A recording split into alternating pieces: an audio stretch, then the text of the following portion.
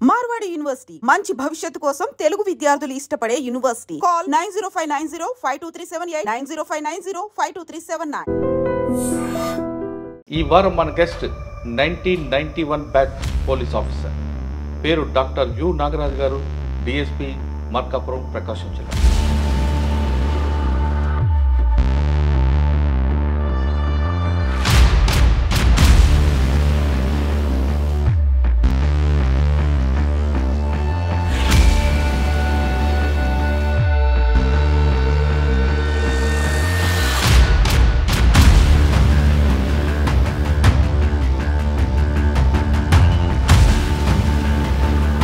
First క్వశ్చన్లో మీకు main challenge ఏమొచ్చు? రాత్రి అయితే ఏదో కొన్ని ఇళ్ళు తగలబడిపోవటాలు.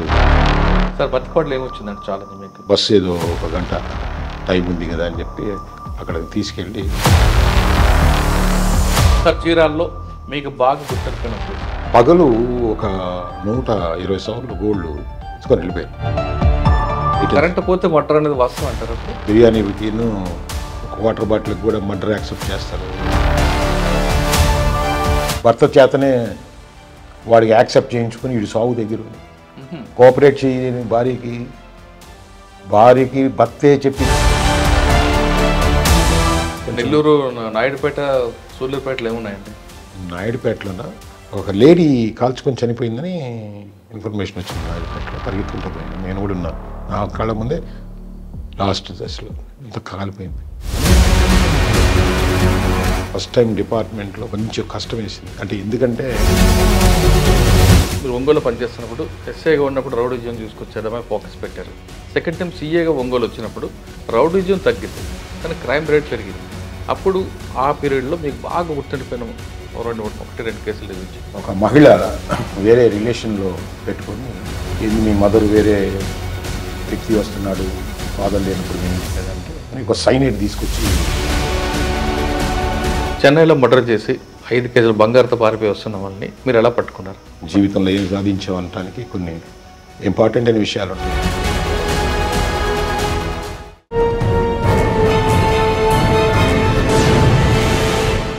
Welcome to crime diaries.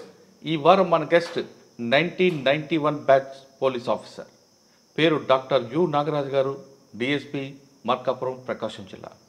1991లో Nagaraju గారు డిపార్ట్మెంట్కి వచ్చినప్పుడు ప్రకాశం జిల్లాతో పాటు పరిసర ప్రాంతాలంతా కూడా నక్సల్స్ మూవ్మెంట్తో చాలా ఎక్కువగా ఉంటుంది. ఆ టైంలో ఆయన వచ్చినప్పుడు ప్రకాశం జిల్లాలో ఇలాంటి కేసులు ఉండేవి.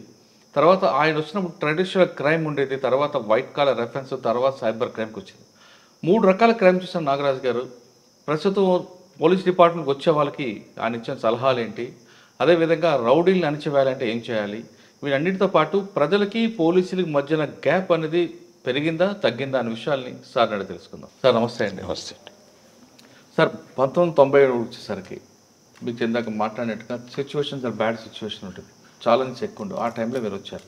ఆ టైంలో మీరు బై ఛాన్సా బై చాయిస్ డిపార్ట్మెంట్ రావడం ఒకటి, ఎందుకంటే మీరు మీ క్వాలిఫికేషన్ చూస్తుంటే డాక్టర్ అన్ని 2 ఎంఎస్సీలు ఉన్నాయి, బీఈడీ ఉంది, మంచిగా టీచర్ పోస్ట్ వెళ్లకుండా ఇటువంటి ఛాలెంజ్ పోస్టులకు ఎందుకు వచ్చారు? రావడానికి కారణం ఎవరు, ఇన్స్పైర్ ఎవరు ఉన్నారా? వచ్చిన తర్వాత మీరు ఫేస్ చేసిన ఛాలెంజ్ ఏంటి? ఈ ప్రశ్నలకు సమాధానం చెప్పే ముందు యు నాగరాజు గారు డాక్టర్గా ఎందుకు అయ్యారు, అంతేకాకుండా మీ పేరెంట్స్ బ్యాక్గ్రౌండ్. మాది నెల్లూరు జిల్లా బోగోలు మండలం కొండబెట్టుకుంట అనే గ్రామం ఉందండి. అక్కడ మంచి పుణ్యక్షేత్రం కూడా ఉంది, వెంకటేశ్వర స్వామి టెంపుల్ ఉంటుంది అక్కడ. సో ఆ ఊరు మాది. మా నాన్నగారు సర్పంచ్గా చేశారు అక్కడ. మాది కొంచెం పొలాలు గిలాలు ఉన్న కుటుంబం. సో మేము చిన్న పెరిగి పెద్ద అయ్యకుందే అంతా కూడా ఆస్తి అంతా కూడా కొంచెం ఈ రాజకీయాల్లో వాటిల్లో మా నాన్నగారు కూడా టెంపుల్కి చైర్మన్గా చేశారు, జిల్లా పరిషత్ మెంబర్గా కూడా రాజకీయంలో ఉన్నారు. కొంచెం ప్రాపర్టీస్ అన్నీ కూడా పోవడం జరిగింది. సో మేము చదువుకున్నప్పుడు నేను మా ఇంటికి పెద్ద అబ్బాయిని, నా తమ్ముడు కూడా ఇప్పుడు సర్కిల్ ఇన్స్పెక్టర్గా ఉన్నాడు. ఇద్దరము మధ్యలో ఒక అమ్మాయి ఉంటుంది. సో మేము చిన్నప్పుడు చదువుకున్నప్పుడు మా ఊర్లో ఎలిమెంటరీ స్కూల్ వరకే ఉండేది, 5th క్లాస్. 6th 7th చదువుకోవడానికి పక్కన పాత పెట్టుకుంటానికి ఊరికి రోజు 1 కిలోమీటర్ నడిచిపోయేది. 8th క్లాస్ చదువుదామన్నా కానీ రైల్వే పెట్టుకుంటేనే ఒకటి ఉంటుంది. సో దాదాపు మా ఊరి నుంచి అది 4 కిలోమీటర్లు, ఇది 5 కిలోమీటర్లు ఉంటుంది. రోజు కూడా ఒక 8 కిలోమీటర్లు 8th క్లాస్ చదవడానికి చిన్న క్యారేజీలో అన్నం పెట్టుకొని హై స్కూల్కి పోవాలంటే ఒక 10 కిలోమీటర్లు నడిచి తిరుగుతూ ఉండేది. సో తర్వాత ఈ కష్టం గమనించిన మా నాన్న రిక్వెస్ట్ చేస్తే మా ఊరికి దగ్గర కావలి ఉంటుంది. సో మా నాన్నగారు నన్ను 10th క్లాస్కి తీసుకొచ్చేసరికి కావలి విశ్వోదయ హై స్కూల్లో అడ్మిషన్ ఇప్పించారు. సో అక్కడ 10th క్లాస్ అక్కడ చదవడం జరిగింది. దాని తర్వాత ఇంటర్మీడియట్ డిగ్రీ కావలి జవహర్ భారతిలో చదవడం జరిగింది. బీఎస్సీ సైన్స్ గ్రూప్ తీసుకుంది. తర్వాత ఎంఎస్సి సీట్ వచ్చింది తిరుపతి క్యాంపస్లో, ఎంఎస్సి జువాలజీ చదవడం జరిగింది. సో అప్పుడు చదువుకునేటప్పుడు కొంచెం కాంపిటీషన్ అవేర్నెస్ అయ్యి ఉండే క్రమంలో ముందు కొంచెం టీచర్ జాబ్ వైపే అట్రాక్ట్ అయ్యాను. సో అప్పుడు పిహెచ్డీలు ఎంపీలు మా జాయిన్ అవుదామని కూడా అనుకొని మా ఫ్రెండ్స్ అంతా కూడా అప్పుడు కొంతమంది ఫారెన్ పోవటం కూడా జరిగింది. సో మన ఇంటి పరిస్థితుల దృష్ట్యా మనం జాబ్ చేయాలని చెప్పేసి మళ్ళీ అగైన్ బీఈడీ మళ్ళీ నెల్లూరు కాంప్రహెన్సివ్ కాలేజ్ ఆఫ్ ఎడ్యుకేషన్లో నెల్లూరులో బీఈడీ చేశాము. సో అది చదువుకునేటప్పుడే నాకు ఏపీఎస్ఆర్టీసీలో ఇన్స్పెక్టర్గా ఉద్యోగం వచ్చింది. ఎడ్యుకేషన్ అప్పుడే రన్నింగ్లో ఉండగానే జాబ్ వచ్చింది. సో దాంట్లో పనిచేసాం. కాకపోతే ఒక టీచర్ అవ్వలేకపోయామని, తర్వాత పోలీస్ ఆఫీసర్ కూడా ఉండేది కొంచెం కోరిక. సో అట్లా క్యాజువల్గా ఉండే క్రమంలో మళ్ళా ఈ సబ్ ఇన్స్పెక్టర్ పోస్ట్ రాయటం. సో అప్పటికే నాకు ఉన్నా కానీ ఉద్యోగం మళ్ళీ ఇంటర్వ్యూకి అటెండ్ అయితే ఈ జాబ్ రావడం జరిగింది. ఫస్ట్ పోస్టింగ్లో మీకు మెయిన్ ఛాలెంజ్ ఏమొచ్చింది?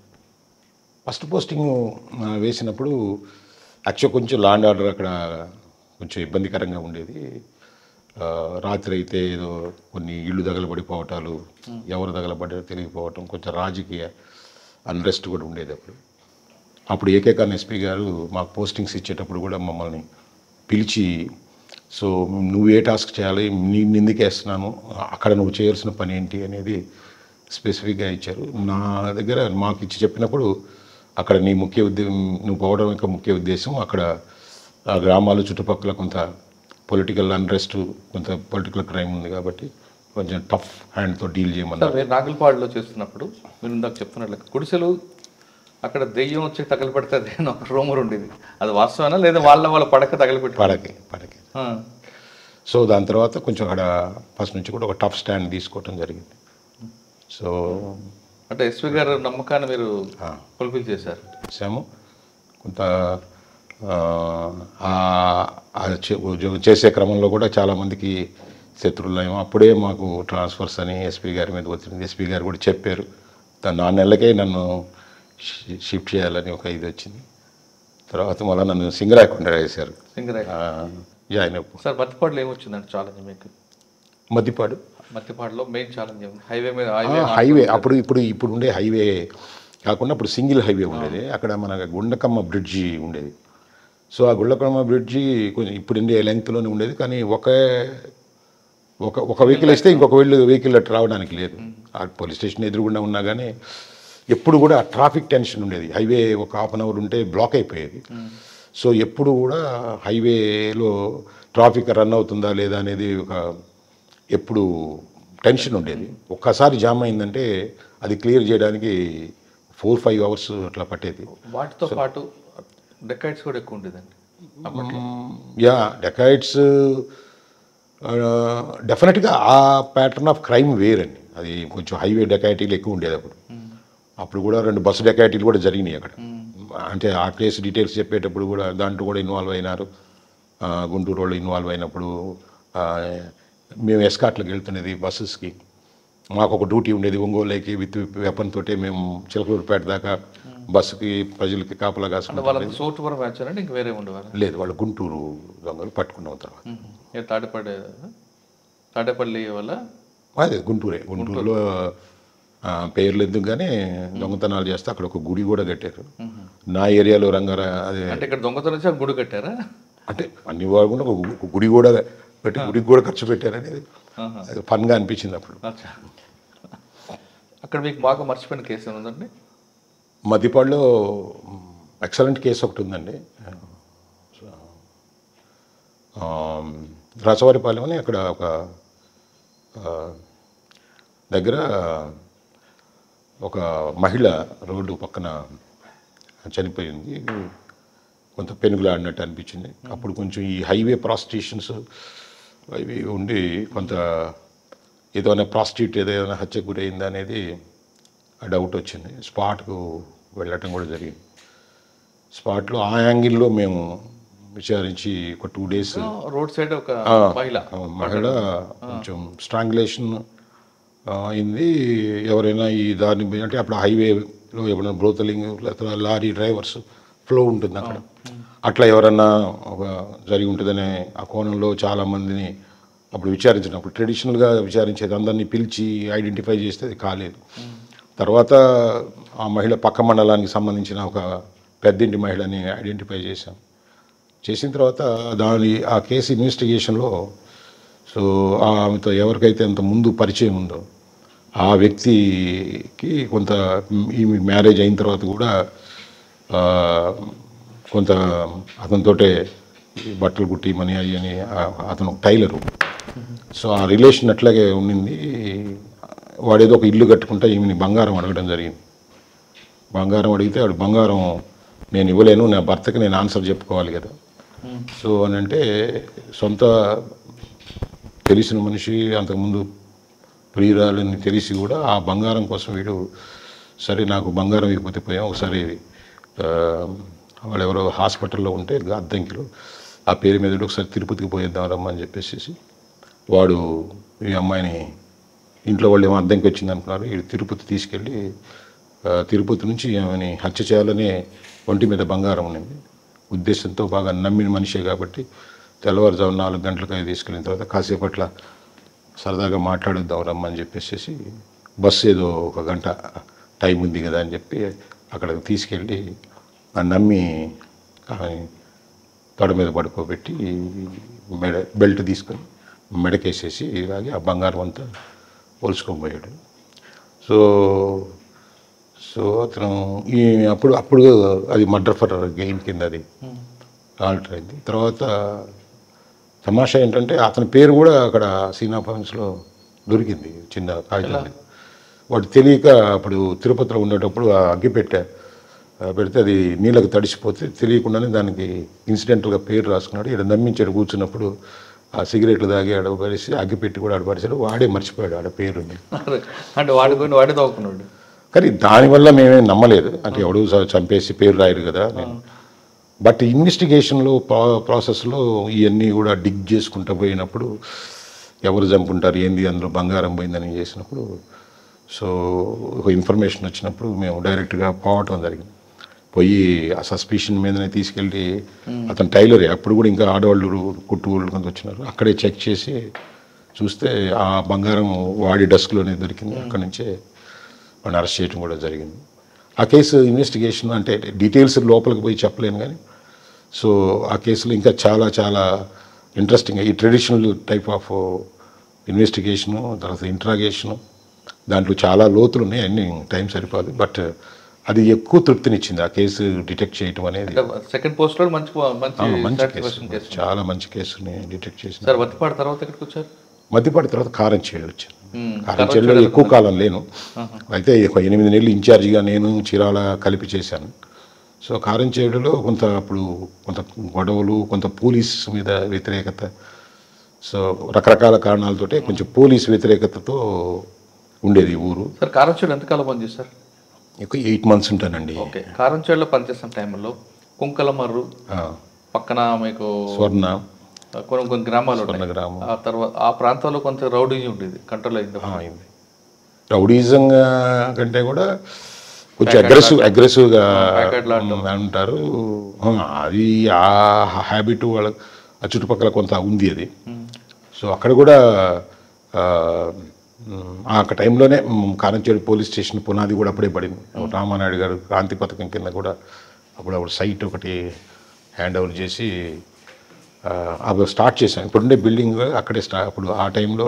కుంకులమర్రుని ఎలా కంట్రోల్ చేశారంటే? కుంకులమర్రు అంటే అప్పటికి కొంత అంటే మామూలుగానే ఉంటుంది కానీ కొంచెం పొలిటికల్ సెన్సిటివే కానీ పెద్ద క్రైమ్ నేనున్నప్పుడు రిపోర్ట్ కాలేదు. అక్కడ ఉండేవాళ్ళు బోత్ పార్టీస్ కూడా చెప్పింది నేను చెప్తే సో ఆ మేజర్ ప్రాబ్లం ఉండేది లేదు కదా. ఆ పేరు ఉండేది బయట కుంకులమర్రు అంటే చాలా అగ్రెసివ్ అని. బట్ మా తీసుకున్న చర్యలు మా ఆఫీసర్స్ చెప్పిన దాన్ని బట్టి కొంచెం మేము అలర్ట్ ఉండేది కానీ సెన్సిటివ్గానే ముందే ప్రొయాక్టివ్గా యాక్షన్ తీసుకునేది, ప్రొయాక్టివ్గా మీటింగ్స్ పెట్టేది, ప్రొయాక్టివ్గా ఎంత టఫ్గా ఉంటామో చెప్పేది.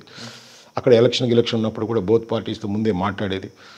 తర్వాత వాళ్ళకి ఇవ్వాల్సిన అంటే గట్టి కౌన్సిలింగ్ బాగా చేసేది. గట్టిగా కౌన్సిలింగ్ గట్టిగానే ఉండేది. ఆ టైంలో కౌన్సిలింగ్ లేకపోతే కంట్రోల్ ఉండదు. ఇప్పుడు అంటే డిఫరెంట్ ఇది. అప్పుడు కౌన్సిలింగ్ కొంచెం ఉంటేనే భయం. అది లేదంటే పోలీస్ ఆఫీసర్ దాదాపు ఫెయిల్ అయ్యేది. దానికి ఒక విలువ ఉండేది, ఒక రెస్పెక్ట్ ఉండేది. మనిషిని తీసుకొచ్చి కౌన్సిలింగ్ చేస్తారంటే ఆ అవమానానికి వాళ్ళు ఆగేది. లేకపోతే అది జరగదని అంటే ఉండే డిఫరెంట్ సినారియోకి వెళ్ళిపోయేది. అది ఒక షేమ్ కింద తీసుకునేది.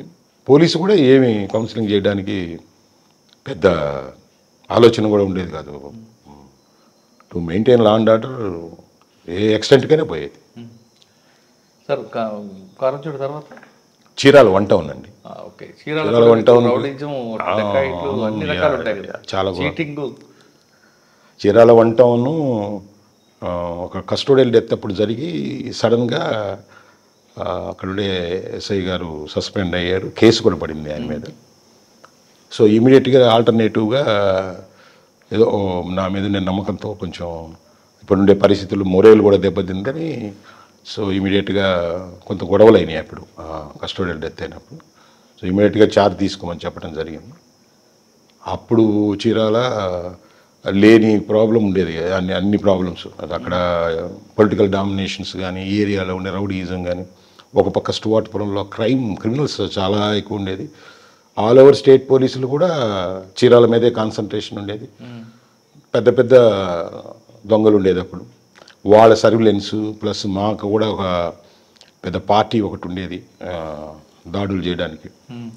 సో టఫ్ టాస్క్గా ఉండేది. కానీ చిన్న వయసులోనే పోస్టింగ్లోనే రావడంతో కొంతమంది మా సీనియర్ ఆఫీసర్స్ కూడా హ్యాండిల్ చేయగలవా ఇంత టఫ్ టైంలో వచ్చేయన్నారు. నేను కూడా ఒక ఛాలెంజ్గా తీసుకొని అక్కడ చాలా కష్టపడటం జరిగింది. అంటే ఇప్పుడు పోలీసులు చెప్తే నమ్ముతారో లేదో ఐ డోంట్ నో. దాదాపు నిద్ర కోసం బాధపడేది.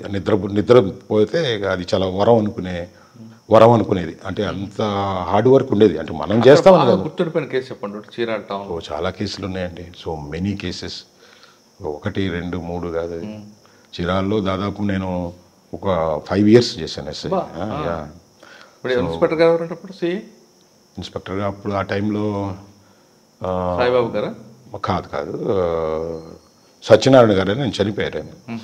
ఆయన ఉండేది. కొంత తర్వాత నజీర్ అని ఒక ఆయన ఉండేది. కొంతకాలం పృథ్వీనారాయణ అని ఆయన ఇన్ఛార్జి కూడా చేశారు. అప్పుడు ఆయన ఇంకొల్లు సిఐగా ఉండేది. ఒక 2 నెలలు 3 నెలలు కూడా మాకు అప్పుడప్పుడు ఆయన చీరాల లేనప్పుడు ఇంకొల్లులో పృథ్వీనారాయణ చాలా. పృథ్వీనారాయణ గారు ఆయన దగ్గర డైరెక్ట్గా నేను చేయకపోయినా నేను ఇక్కడ ఒంగోలులో వచ్చేసేటప్పుడు కూడా ఒంగోలులో షార్ట్ టైం ఉన్నారు ఆయన సిఐగా. తర్వాత ఇంకొల్లు సిఐ అంటే చీరాలకి పక్కనే ఉండేది. నేను హెడ్ క్వార్టర్ ఎస్ఐను కాబట్టి సో నాతో ఎప్పుడు వచ్చినా ఏదైనా అంటే అక్కడికి వస్తే ఎవ్రీథింగ్ అంటే రూముని లేకపోతే కొంత ఉంటాయి కదా పక్క ఊరికి వచ్చినప్పుడు. సో ఆ రకంగా బాగా క్లోజ్గా ఉండేది. ప్లస్ యాటిట్యూడ్ కూడా కొంచెం మేము మాట్లాడుకునేటప్పుడు కొంత ఇది ఉంది. అక్కడ నేను చీరాల ఎస్ఐ ఉన్నప్పుడే చిన్నగంజాంలో కూడా ఒక ఎన్కౌంటర్ అయింది. అంతకుముందు కూడా ఒక ఎన్కౌంటర్ మాకు కూడా అయింది స్టువర్ట్పురంలో. నేను ప్రభాకర్ అని మా బ్యాచ్మేటే ఉన్నాడు. కలిసి చేసి అట్లా కొంత exchange of views thoughts. So Chirala అనగానే డెకాయిట్ రౌడీజం చెప్తున్నారు. అది కాకుండా మీరు చెప్తున్నట్లుగా స్టేట్లో ఎక్కడేం జరిగినా వాళ్ళందరూ చీరాల హెడ్ క్వార్టర్లో కూర్చున్నారు. అంటే చీరాలని కాదు, స్టువర్ట్పురము అది యాక్చువల్ గుంటూరు జిల్లా అండి. ఇది కరెక్ట్గా చీరాల అనేది బార్డర్. దాని తర్వాత స్టువర్ట్పురం వస్తుంది. అది వెదుర్లపల్లి పోలీస్ స్టేషన్ ఉంటుంది. ఇది బార్డర్. సో బాపట్ల కంటే కూడా చీరాల దగ్గర ఉంటుంది ఇది స్టువర్ట్పురంకి. సో వీళ్ళు స్టువర్ట్పురంలో ఉండే ఈ దొంగలు వాడి మీద సర్విలెన్స్ కానీ వాళ్ళకి ఏదైనా ఇన్ఫర్మేషన్ వచ్చినా కానీ వాళ్ళందరూ కూడా ఈ చీరాల్లో నిఘా పెట్టుకుండేది. అంటే చీరాల్లో మెయిన్ టౌన్ అది. ఏదైనా సినిమాలకు కానీ వాళ్ళు పర్చేజింగ్ కానీ అంతా కూడా చీరాలు వస్తుంటారు. సో అందువల్ల ఏంటంటే ఎక్కువ కూడా జరిగేది. ఆల్ ఓవర్ ఆంధ్ర కూడా కాదు, ఆంధ్ర దాటి కూడా నేరాలు జరిగేది. తమిళనాడు, కర్ణాటక, ఒరిస్సా, ఛత్తీస్గఢ్, బాగా సౌత్ ఇండియా అంతా వాళ్ళ ఎఫెక్ట్ ఉండేది. సార్ చీరాల్లో మీకు బాగా గుర్తుండిపోయిన కేసు? చీరాల్లో అంటే ఫన్ అని కాదు, చీరాల్లో ఒకసారి ఒక వ్యక్తి ఈ బట్టల షాపులో పని చేసుకుని ఈ షాపుల తరపున ఈ వాళ్ళ అప్పులు తీసుకొని వస్తూ ఉంటాడు. తీసుకొని వచ్చినప్పుడు సో అతని మీద అటాక్ జరిగింది చీరాలు. సో 22 కట్టిపట్లు బాడీ మీద ఉండటం జరిగింది. అతని దగ్గర కొంత క్యాష్ పోయింది, సంథింగ్ 60,000 70,000 మర్డర్ ఫర్ గెయిన్ అది. సో మర్డర్ ఫర్ గెయిన్లో ఇన్ని కత్తిపోట్లు ఎందుకుంటాయి అనేది అప్పుడు విచారణలో ఇదేమన్నా వేరే రకమైన కక్ష కార్పణ్యాలా, లేకపోతే ఇన్ని కత్తిపోట్లు చేసి చచ్చిపోయేదాకా కూడా పొడిచి తీసుకెళ్ళటం అనేది అనుమానం వచ్చింది. సో నేను ఇమీడియట్గా స్పాట్కి కూడా వెళ్ళటం జరిగింది. నేను యాక్చువల్గా నేనే అతన్ని తీసుకొచ్చి పండబెట్టి హాస్పిటల్కి షిఫ్ట్ చేసుకునే లోపే నా సమక్షంలోనే అతనికి ఏం మాట్లాడకుండా ప్రాణం పోయింది. సో దాన్ని వేరే యాంగిల్లో చూస్తే ఇతనికి ఎవరూ శత్రువులు లేరు, ప్రతి ఒక్కరితో స్నేహితంగా ఉంటారు. కాబట్టి ఇతని దగ్గర క్యాష్ పోయింది కాబట్టి ఈ క్యాష్ కోసమే చేశారు. అయితే ఎందుకు ఇన్ని కత్తిపోట్లు పడ్డాయి, క్యాష్ కోసం ఈ 22 కత్తిపోట్లు ఎందుకు వేసి తీసుకెళ్తారనేది దాని మీద అప్పుడుండే నేరస్తులందరినీ, ఆ చుట్టుపక్కలందరినీ, అంటే మేము అప్పుడు ట్రెడిషనల్గా విచారించేది ఈ చుట్టుపక్కల ఎవరు ఉన్నారు, దానికి ముందు ఎవరు కనపడ్డారని. మా దీంట్లో తమాషా ఫన్ ఏంటంటే ఒక 100 యార్డ్స్ దూరంలో సో ఒక సస్పెక్ట్ మాకు కనపడటం జరిగింది. ఆ సస్పెక్ట్ని నేను తీసుకొచ్చి బాగా హార్డ్ ఇంట్రాగేషన్ అయింది. కానీ సస్పెక్ట్ అక్కడ ఉన్నాడు, వీడు మర్డర్ జరిగింది, వీడియో ఓపెన్ కావట్లేదు. దాదాపు అంటే ఇప్పుడు ఇల్లీగల్ కస్టడీని కాదు కానీ వాడిని పెట్టుకుని ఆఖరికి వాడు రివీల్ కాలేదు, హార్డ్ ఇంట్రాగేషన్ తట్టుకున్నాడు. తర్వాత వాడిని వదిలిపెట్టడానికి ఈ కేసు డిటెక్ట్ కాలేదు. ఈ క్రమంలో వాడిని పోలీస్ స్టేషన్లోనే డిటైన్ కాదు, అక్కడే వచ్చా పోతా మా కళ్ళ ముందే వాడిని దాదాపు ఒక కొంతకాలం పెట్టుకోవటం జరిగింది. అంటే మా కళ్ళ ముందే తిరుగుతుండేది. సో లాస్ట్కి వాడు మాకు చెప్పను, టీలు పెట్టను, వాడు ఒక కలిసిపోవటం అంటే వాడు నమ్మించడానికి. సో ఆ టైంలో వేరే ముద్దాయి దొరకటం జరిగింది. ఒంగోలులో దొరికితే ఇంట్రాగేషన్ చేస్తే అతనితో అసోసియేట్, అతని ఇంట్రాగేషన్లో ఇతని ఇన్వాల్వ్మెంటు ఆ మర్డర్ కేసులో అక్కడ ఇదైనప్పుడు వీడిని మనం ఇంత చేసినా అంటే ఒక ఇన్వెస్టిగేషన్లో సో ఇంట్రాగేషన్ కూడా అది ఎంతో హార్డ్ చేసినా కానీ ఒక్కోసారి బ్రేక్ కారాడు. సో ఆ తర్వాత వీడిని చాలా పొలైట్గా తీసుకొని మామూలుగా దాదాపు పనికి రాకుండా చేస్తే మొత్తం అప్పుడు ఆఖరికి ఎందుకు ఇన్ని 22 కత్తిపోట్లు ఉంటాయి అనేది అప్పుడు అందరిని పట్టుకున్నాం.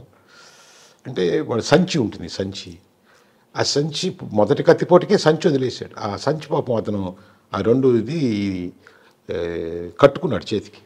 వీళ్ళు లాక్కొని పోయేటప్పుడు ఇతను ఆల్రెడీ ఒక కత్తిపోటుకే వదిలేశాడు చెయ్యి. ఆ దొంగతనం చేసే క్రమంలో అది రావట్లేదని, అతను వదలడం లేదని, ఎందుకు అన్ని కత్తిపోట్లు అంటే దానికి రీజన్ అది చెప్పారు. ఏంటంటే లాస్ట్కి ఇవన్నీ పొడిచి అతను పడిపోయిన తర్వాత కూడా చూస్తే ఈ చేతికి అతను నాట్ చేసుకున్నాడు. అది గమనించుకోవాలి. వీళ్ళు లాగితే రావట్లేదు అనుకుంటున్నారు, దీనికి నాట్ అయిందనేది వాళ్ళకి అర్థం కాదు. అంటే లాగితే రావాలి కదా, రాలేదని చెప్పి ముడి వేసుకున్నాడు. రోజు తెచ్చుకొని ఎవరైనా లాగితే పోకుండా ముందు ముడి వేసుకొని ఉన్నాడు. సో చెయ్యి వదిలేశాడు, కానీ నాటు ఉంది చేతికి.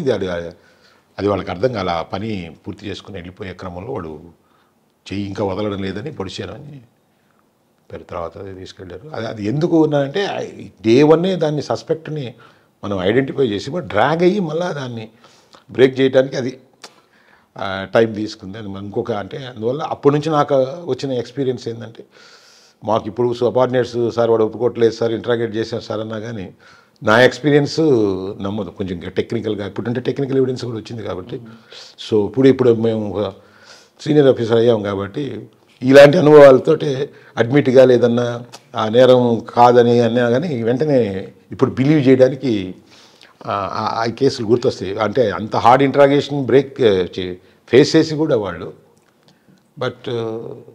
వాళ్ళు తట్టుకున్నారు. అంటే నేరం ఒప్పుకోవటం అనేది అంత కొంచెం దాంట్లో చాలా ఫ్యాక్ట్స్ దాంట్లో చాలా తెలివి అని తర్వాత ఇంట్రాగేషన్ టెక్నిక్స్ డెవలప్ చేసుకున్నాం నిదానంగా. సో చీరాల తర్వాత అంటే చీరాల ఇంకొక కేసు సార్, ఇంకోటి ఉందా? బెస్ట్ కేసు ఉంది చెప్పండి. చీరాల్లో ట్రెడిషనల్గా జరిగే కేసుల్లో పగలు ఒక ఇంట్లో 6కి ఒక 120 సవర్లు గోల్డ్ డే టైమే ఎత్తుకొని వెళ్ళిపోతే ఒక 2 hours తర్వాత అతను ఫోన్ చేశాడు, ల్యాండ్ ఫోన్ సార్ మా ఇంట్లో దొంగలు పడి మా అమ్మని కట్టేసేసి 120 సవర్ల బంగారం తీసుకెళ్ళిపోయారు సార్ అని చెప్పడం జరిగింది. ఎంతసేపు అయింది జరిగి అంటే వెంటనే మనం కార్డుని లాక్ చేసుకోవాలి కదా. ఆల్రెడీ దాదాపు 2 hours అయిపోయింది సార్. 2 hours నుంచి ఎందుకు ఫోన్ చేయలేదంటే మేము ఇన్సిడెంట్ జరగగానే బయటకు వస్తే వాళ్ళు బయటే ఉన్నారు సార్, దొంగతనం చేసుకుని వాళ్ళు మాకు చెప్పారు. 2 hours దాకా బయటకు ఫోన్ చేసినా, నీళ్ళపైన ల్యాండ్ నుంచి ఫోన్ చేసినా ఎస్టీడీ బూత్ వాళ్ళకి చంపేస్తామన్నారని. సో వాళ్ళు బయటే చంపేస్తారేమని చెప్పి 2 hours నుంచి మేము చూసుకుని ఆఫ్టర్ 2 hours వచ్చి చేస్తామంటే అప్పటికే వాళ్ళు ఫ్లై అయిపోయారంటే అర్థమైపోయింది మాకు. సో ఆ కేసులో ఆ డే 5 గంటలకు మొదలుపెట్టి మనుషులందరూ ఉండే డే కాలనీ, అది బోర్డు కాలనీ, వైశ్య కమ్యూనిటీ ఉంటారు అక్కడ. దాన్ని కొంచెం ఈ కోణంలో కాకుండా వేరే కోణంలో కూడా దాన్ని ఇన్వెస్టిగేట్ చేసాం. పేర్లోనే ఇప్పుడు అందరూ కొంతమంది ఉన్నారు, కొంతమంది వేరే వేరే వృత్తుల్లో ఉన్నారు. దానికి రీజన్ తెలిస్తే వాళ్ళకి ఏదో డబ్బుగా అవసరమయ్యి ఎవరి దగ్గర డబ్బు ఉందని అక్కడ ఒక నేరం చేసి అక్కడ షెల్టర్ తీసుకొని ఆ ఎక్స్పెన్సెస్కి డబ్బులు లేవని చెప్పేసి వీళ్ళు రోజు ఆడ ఎస్టీడీ బూత్లోంచి ఆ కేసు గురించి, ఒంగోలులో జరిగిన కేసు గురించి వీళ్ళు మాట్లాడుకుంటూ సో డబ్బులు లేవు, మనకి రావాల్సిన డబ్బు అందలేదని చెప్పేసి వీళ్ళ దగ్గర ఉందనే క్రమంలో ఇది చేయటం జరిగింది. ఈ కేసు అది ఎంత కష్టంగా అది అంటే ఇన్వెస్టిగేషన్ అది ఎలా బయటకు వచ్చిందంటే, ఈ నేరం జరగక ముందు అక్కడ గేట్ ఉంటుంది, ఒక చిన్న గేట్. ఆ గేట్ దగ్గర ఒక టీ కొట్టు ఉంటుంది. యాక్చువల్గా ఆ టీ కొట్లో ఎవరో ఒక జీన్ ప్యాంట్ వేసుకొని ఒక మోటార్ సైకిలిస్టు పోతూ ఉంటే ఆ టీ షాప్లో జరిగే అతను నమస్కారం అన్నా అన్నారు. ఈ జీన్ ప్యాంట్ వేసుకున్న అతను అక్కడ ఇన్వాల్వ్ అయినట్టు అక్కడ ఎవిడెన్స్ వచ్చింది. సో దానికి ముందు ఈ ఎఫెన్స్కి ముందు ఈ జీన్ ప్యాంట్ వాడికి ఇక్కడ ఈ టీ కొట్లో ఎవడో నమస్కారం పెట్టాడు.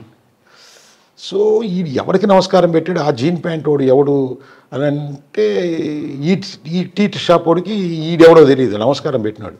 ఆడు ఎప్పుడో వస్తాడు సార్ అంటే మేము అప్పుడు బాబు కొంత ఇది ఇచ్చి వాడు ఎప్పుడు మళ్ళీ టీ కొట్టుకొచ్చినా మాకు ఇన్ఫర్మేషన్ చెప్పమని అప్పుడు అడగడం జరిగింది. సో వాడు ఒకరోజు వస్తే ఇట్లా జెన్యున్గా వాడు రాగానే మాకు ఇన్ఫర్మేషన్ ఇవ్వడం జరిగింది. మేము పోయి అని పట్టుకున్నాం, ఆ నమస్కారం పెట్టినాడు. సో అన్న ఎవరెవరు ఆ రోజు నమస్కారం పెట్టిందంటే, సార్ అతను పెద్ద రౌడీ సార్, చాలా పెద్ద రౌడీ అతను. పెద్ద రౌడీ అని నీకెట్లా తెలుసురా అంటే, అదే రాని పేరుతో ఉంటుంది సార్. ఏదో సినిమా హాల్లో ఏదో రావోయి చందమామ సినిమా చూస్తుంటే ఇంటర్వెల్లో కనపడితే మా ఫ్రెండ్ ఇతను చాలా పెద్ద రౌడీ అని చెప్పాడు సార్. పేరు ఏదో తెలియదు సరిగా, అక్కడ పరిచయం చేశాడు సినిమా హాల్లో. ఇక్కడ కనపడ్డాడు సార్, అందుకు నమస్కారం పెట్టాను అని చెప్పడం జరిగింది. సో ఎవరో రౌడీ దీంట్లో ఇన్వాల్వ్ అయ్యారు అంటే అఫెన్స్ ఏమో డెకాయిటీ, రాబరీ, డెకాయిటీలే. కానీ చేసేదేమో ఇప్పుడు రౌడీ అంటే రౌడీయిజం చేయకుండా ఈ రౌడీకి దీనికి ఏంటి లింక్ అని చెప్పి ఆ కోణంలో మళ్ళీ ఆ ఇన్వెస్టిగేషన్ ట్రెడిషనల్గా తీసుకెళ్ళి ఇతను ఏదో రా అనే ఒక అక్షరం చెప్పాడు, దానికి సంబంధించిన వాళ్ళని లిస్ట్ అవుట్ చేసి వాళ్ళ మూమెంట్స్ అంతా తీసి ఊర్లో ఉన్నారా లేదని లాస్ట్కి ఆ కేసుని క్రాక్ చేసాం. క్రాక్ చేసినప్పుడు ఇదంతా ట్రెడిషనల్గా క్రాక్ చేసినప్పుడు మొత్తం ఒక 5 మంది వ్యక్తులు దాంట్లో ఉన్నారు. అందరినీ అరెస్ట్ చేసి అంతా రౌడీలు చేశారు. ఒక్క దొంగ, 4 రౌడీలు ఒక్క దొంగని ఇన్వాల్వ్ చేశారు. అది సక్సెస్ కావడానికి ఆడు కూడా ఆ రౌడీ కూడా ఈ దొంగ కూడా రౌడీలకి హైదరాబాద్లో టచ్లోకి వస్తే ఇది ఎలా చేయాలని వాడి ఎక్స్పీరియన్స్ ఈ రౌడీలతో షేర్ చేసుకుని వీళ్ళకి డబ్బులు అవసరం. ఎంత చేసుకున్నారు. వీళ్ళందరినీ కూడా అప్పుడు అరెస్ట్ చేసి పంపలేదండి. అది ఎందుకు నాకు ఈ కేసు ఎప్పుడు గుర్తుంటుందంటే ఏ క్లూ లేదు. ఎవరో గేట్ వేస్తే ఒక జీన్ ప్యాంట్ వ్యక్తి ఆడుంటే ఆ జీన్ ప్యాంట్ వ్యక్తికి ఎవరో టీ కొట్లో ఉండేవాడు నమస్కారం అని పెడితే ఆ జీన్ ప్యాంట్ వ్యక్తి ఎవరో తెలియకుండా అదే జీన్ ప్యాంట్ వ్యక్తి నేర స్థలంలో వాళ్ళు చెప్పిన అదే జీన్ ప్యాంట్ ఉన్నాడు ఆ వ్యక్తి. అంటే ఇన్సిడెంట్ 10 minutesలో జరిగింది కాబట్టి ఆ దగ్గరలోనే ఉంటుంది. ఆ చిన్న క్లూ పట్టుకొని మొత్తం కేసే బ్రేక్ చేసాం. ఇట్లాంటివి కొంత హ్యాపీనెస్ ఇస్తుంది. అంటే వాడు జీన్ ప్యాంటే మనం పట్టి. ఎస్, జీన్ ప్యాంటు నమస్కారం. ఓకే, చీరాల తర్వాత ఎక్కడికి వచ్చారండి? చీరాల తర్వాత ఒంగోలు వన్ టౌన్ వచ్చాను. Ongole one town. ఒంగోలు అంటే ఛాలెంజ్ ఉందా? ఒంగోలు మామూలు ఛాలెంజ్ కాదు. అప్పుడంతా యాంటీ గుండా స్క్వాడ్ కూడా ఉండేది. అప్పుడు ఎవరు ఎస్పీ ఎవరు అప్పుడు? నేను అంజనీ కుమార్ అను ప్లస్ కిషోర్ కుమార్ గారు, అంజనీ కుమార్ గారు అప్పుడు ఇద్దరు ఎస్పీలుగా చేశారు. అంటే నేను అక్కడ ఆ టైంలో ఉన్నప్పుడు. సో సూర్యప్రకాష్ గారు కూడా ఉంటారు అప్పుడు అడిషనల్ ఎస్పీ. అప్పుడు అడిషనల్ అంటే నేను మధ్యపాడు ఎస్ఐ ఉన్నప్పుడు సూర్యప్రకాష్ గారు అడిషనల్ ఎస్పీ.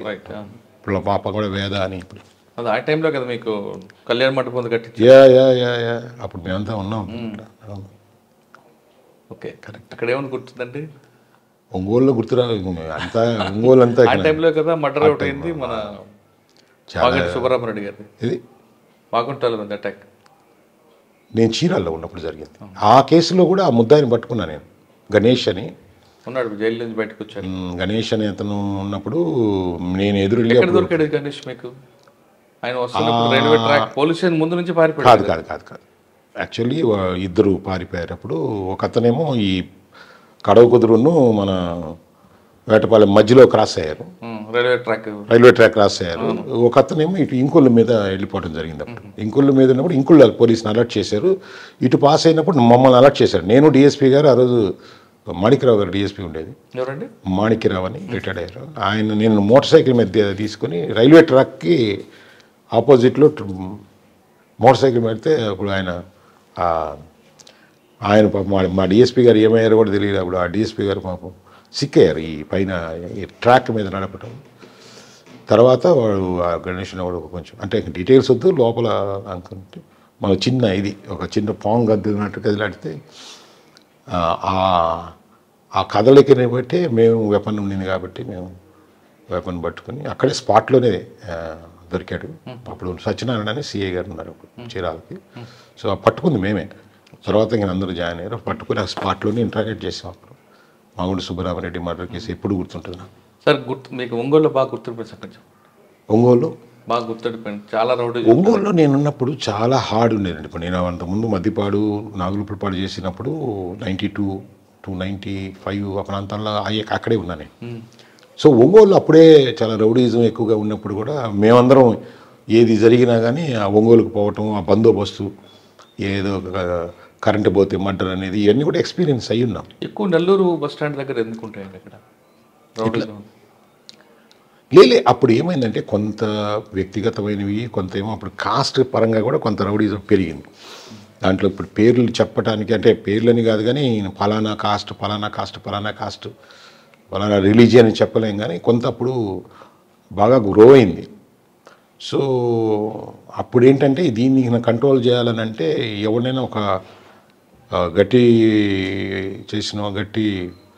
హ్యాండిల్ చేసిన వాళ్ళని అప్పుడు కొంచెం ఎలిమినేట్ కానీ కంట్రోల్ అంటే ఆ స్థాయికి పోతే కానీ మనం లాండాన్ని. సార్ అప్పుడు టైగర్ నాగేశ్వరరావు లాంటి వారు ఎదురయ్యారా? లేరు అప్పుడు అయిపోయినాయి. ఇప్పుడు ఇవన్నీ టైగర్ నాగేశ్వరరావు ముందే కటారి కృష్ణ ఉన్నాడు. కటారి కృష్ణ నేను ఎస్ఐగా ఉన్నప్పుడు పిలిపించాము. అప్పుడు ఏదో దేవరంపాళ్ళు చెట్లు తీసుకుంటున్నారు ఆ యాంగిల్లో ఉన్నారు. ఇప్పుడు కటారి కృష్ణ అంటే పేర్లు ఎందుకు కానీ ఇప్పుడు ఆయన పేరు బయటకు వచ్చింది. మిగతా వాళ్ళందరూ కూడా ఉన్నారు. అక్కడ కూడా రౌడీ షీటర్ని ఎన్కౌంటర్ చేయడం. కరెంట్ పోతే మర్డర్ అనేది వాస్తవం అంటారు అప్పుడు? వాస్తవమే. Plus very very riffraff. So murder అయిన తర్వాత కూడా అది ఏం జరిగింది ఎంత దీంట్లో అంటే చాలా చిల్లరికి అది ఆ టైంలో మేము కూడా విన్నది, మాకు ఎక్స్పీరియన్స్ ఉన్నది కూడా బిర్యానీకిను ఒక వాటర్ బాటిల్కి కూడా మర్డర్ యాక్సెప్ట్ చేస్తారు తెలియని ఉండను. ఉండేది. తర్వాత మేము ఉన్నప్పుడు కూడా రౌడీజం ఉండేది, హైలోనే ఉండేది, అండర్ కరెంట్లో ఉండేది. కానీ అది బయటకు చెప్పుకోవడానికి భయపడుతుండేది. కొంచెం పోలీసు చాలా యాక్టివ్గా ఉండేది అప్పుడు. డెఫినెట్గా మేము యాక్టివ్గా ఉండేది. ఐడెంటిఫై చేసి కొంచెం చిన్న రూమర్ వచ్చినా కానీ దాని మీద ఉక్కుపాదం అయితే సార్ రౌడీలు ఐడెంటిఫై చేశారు, ఆపాం కూడా. ఎన్కౌంటర్ కూడా జరిగింది అప్పుడు. ఎన్కౌంటర్ జరిగిన తర్వాత కూడా అంటే ఎన్కౌంటర్ దాకా పోతుంది అని అంటే, ఎన్కౌంటర్ కూడా పోయిందాము అంటే ఫియర్ అనేది క్రియేట్ చేసాం. ఒక అంటే పోలీసు ఏ ఎక్స్టెంట్కి పోతున్నారు రౌడీజం మీద అనేది. సో ఏదో ఒక పౌండ్ ఓవర్ చేసో లేకపోతే ఏదో ఈ కౌన్సిలింగ్తోనే ఆగితేనో వీటన్నిటికీ లాయర్లనో ఏదైనా ఉంటుంది, బోల్డ్ మంది సపోర్ట్ వస్తూ ఉంటారు. అఫెన్సులు దారుణంగా ఉండేది. అవి నేను కెమెరా ముందు నేను కొన్ని విషయాలు చెప్పలేను, అంటే అవి చెప్పడానికి కూడా అంత క్రూయల్గా ఉంటాయి. ఇది ఆ యాక్ట్స్ అంత కొన్ని ఏంటంటే మనకే అది ఎలా చెప్పాలంటే వేళ్ళుగా ఉంటుందండి లోపల. పోలీస్ ఆఫీసర్కి ఇన్ఫర్మేషన్ రాదు, పోలీస్ ఆఫీసర్ని బిలీవ్ చేయరు. ఎందుకంటే మనం వస్తాము కొంత భరోసా మనం ఇచ్చిన నేనున్నానని. ప్రజల్లో ఏమనిపిస్తుంది అంటే ఉంటాడు ఈయన గట్టోడే, 1 year ఉంటాడో 2 years ఉంటాడో, ఈయన ఉన్నంత వరకు ఓకే, ట్రాన్స్ఫర్ అయిపోతారు. అప్పుడు ఎవరు ఆ బెదిరింపు కూడా అట్లే ఉండేది. ఈయన ఉన్నంత వరకు ఓకే, ఈయన పోయిన తర్వాత చూసుకున్నా అని అంటే. సో ఆ భయం కూడా జనాల్లో ఉండేది. ఒక పొలిటీషియన్ని జైలుకి తీసుకొచ్చి కొడితే ఇది లోపల ఏదో విజిటింగ్కి ఏదో పోతారు కదా, ఆ టైంలో లోపలుండి కొడితే మొహం అంతా పగిలిపోతే అతను కౌన్సిలర్ ఏంటి ఆ దెబ్బలని ఒక రూమర్ వస్తే నన్ను పలానా రౌడీ షీటర్ కొట్టాడని చెప్పడానికి ఒక పొలిటీషియన్కే ధైర్యం ఉండదు. పబ్లిక్ ఏముంటుంది? పబ్లిక్ది మనం తెలుసుకోవాలి. ఒక ఇన్సిడెంట్ అయితే ఒకరిని మొత్తం పెట్రోల్ పోసేసేసి కత్తితో చచ్చిపోతావా, పొడిస్తే చచ్చిపోతావా అంటే చావు చాయిస్ ఇస్తున్నారు. చావుని చాయిస్, నువ్వు ఎలా చచ్చిపోతావు, హ్యాంగ్ చేయమంటారా, స్ట్రాంగులేషన్ చేసేదా, కృష్ణాలు పూసి తగలేసేదా, పొడిచేసి నీ చావు నువ్వు ఎలా కోరుకుంటున్నావు? చావు కన్ఫర్మ్, చాయిస్ ఏది, ఏం కావాలా? ఈ థ్రెట్లో పెట్టి వీళ్ళకి చేసి ఒక మనిషి పోయి చూపించి బెదిరించి ఇట్లా. అప్పుడు ఫోన్స్ వచ్చినాయి కూడా, కొంచెం టెలిఫోన్స్ కూడా అందుబాటుకు వచ్చినాయి, సెల్ ఫోన్లో బెదిరించి ఇంకొక మనిషి పోయి అక్కడ బంగారం వాళ్ళ భార్య దగ్గర డెలివరీ చేయించి, కొన్ని విషయాలు నేను చెప్పకూడదు, భర్త చేతనే వాడికి యాక్సెప్ట్ చేయించుకొని వీడు సాగు దగ్గరుండి కోఆపరేట్ చేయలేని భార్యకి భర్తే చెప్పించి వీడు చావు గ్రిప్లో ఉంటుంది. భర్త మాట విని భార్య ఆ డబ్బు ఆస్తి ఇవ్వడమే కాకుండా శరీరాన్ని కూడా అప్పచెప్పే ఏ పీక్స్ చెప్పండి. ఎందుకంటే అంత ప్యానిక్ చేశాడా అంటే దీంట్లో ఎట్లా ఉంటుందంటే అండి, ఇప్పుడు అది ఆల్రెడీ స్టార్ట్ అయ్యింది ఇక్కడ కాదు, చాలా దగ్గర స్టార్ట్ అయింది. కొంత అప్పుడు గుంటూరును విజయవాడ పరిసరాల్లో ఈ ఒంగోలు వాళ్ళని ఎక్కువ వాడుకున్నారు. ఇప్పుడు చిన్న చిన్న బాంబులు పెట్టుకోవటం ఆ ఒంగోలు అంటే ఇప్పుడు నేను అక్కడికి పోవాలి పాత అక్కడ గొడవల్లో విజయవాడ రంగా వర్సెస్ నెహ్రూ ఆ గొడవల్లో. సో వీళ్ళంతా కూడా ఈ అటో ఇటో అక్కడ అప్పుడు వీళ్ళేదో పెద్ద గొప్పలాగా ఇప్పుడు ఫీల్ అయ్యి వీళ్ళని అక్కడ వాళ్ళతో జాయిన్ అయ్యి కొంత వాళ్ళ ఎక్స్పీరియన్స్ అయ్యి వచ్చి, సో వీళ్ళకు ఒక ఫేమ్ వచ్చి, సో వీళ్ళు హైర్డ్లో ఇన్వాల్వ్ అయిపోవటం, ఏది ఎవడన్నా హైర్డ్ మర్డర్స్ వాటిల్లో ఇన్వాల్వ్ అవటం, సో పేమెంట్కి చేయటం అట్లాంటివి జరిగినాయి కదా ఒంగోలు. మేము ఉన్నప్పుడే జరిగినాయి అవి. సార్ భర్త భార్యని కావాలి నేను ఆ కేసులు అంటే వాళ్ళ వ్యక్తిగత విషయాలన్నీ కూడా ఇంటర్వ్యూలో పేర్లతో బయటకు రావడం ఇష్టం అవసరం లేదు. కొంతమంది కేసు పెట్టడానికి కూడా ఇష్టపడరు. కొన్ని వాళ్ళు చెప్పుకోగలరు మాకు వచ్చి ఇట్లా జరిగిందని. చాలా కేసులు ఉన్నాయి అట్లా, వాళ్ళు వచ్చి చెప్తారు ఇది జరిగింది అని ఏడుస్తారు. కానీ దాన్ని మనం రిటర్న్గా రాసిమన్నప్పుడు ఏంటంటే పరపతి పాడు బజార్లో విలువ అట్లాంటి ఎన్నో అలాంటి కేసులు నేను చెప్పే కదా, రాజకీయ నాయకులే కేసు పెట్టకపోతే సామాన్య మనుషులు వచ్చి ఈ రౌడీల యాక్టివ్ అటువంటి కేసు మీ నోటీస్కి వచ్చినప్పుడు వాడిని పిలిచి కౌన్సిలింగ్ వేరే ఇప్పుడు తర్వాత వచ్చినప్పుడు ఆ కేసు కాకుండా కేసు అయితే ఒరిజినల్ ఒకటి ఉంటుంది, అంటే ఇప్పుడు ఎన్ని ఇంటర్వ్యూ ముందు చెప్పకూడదు, బట్ అతను వదలలేక దాన్ని ఇంకొక ముఖంతో అంటే అర్థమైంది నాకు. ఇంకొక ముఖంతో అంటే వదలలేము, వీళ్ళు పెట్టరు. అది కదా మాకుండే డైలమా. వాళ్ళు కేసు పెట్టరు కానీ ఘోరం జరిగి ఉంటుంది.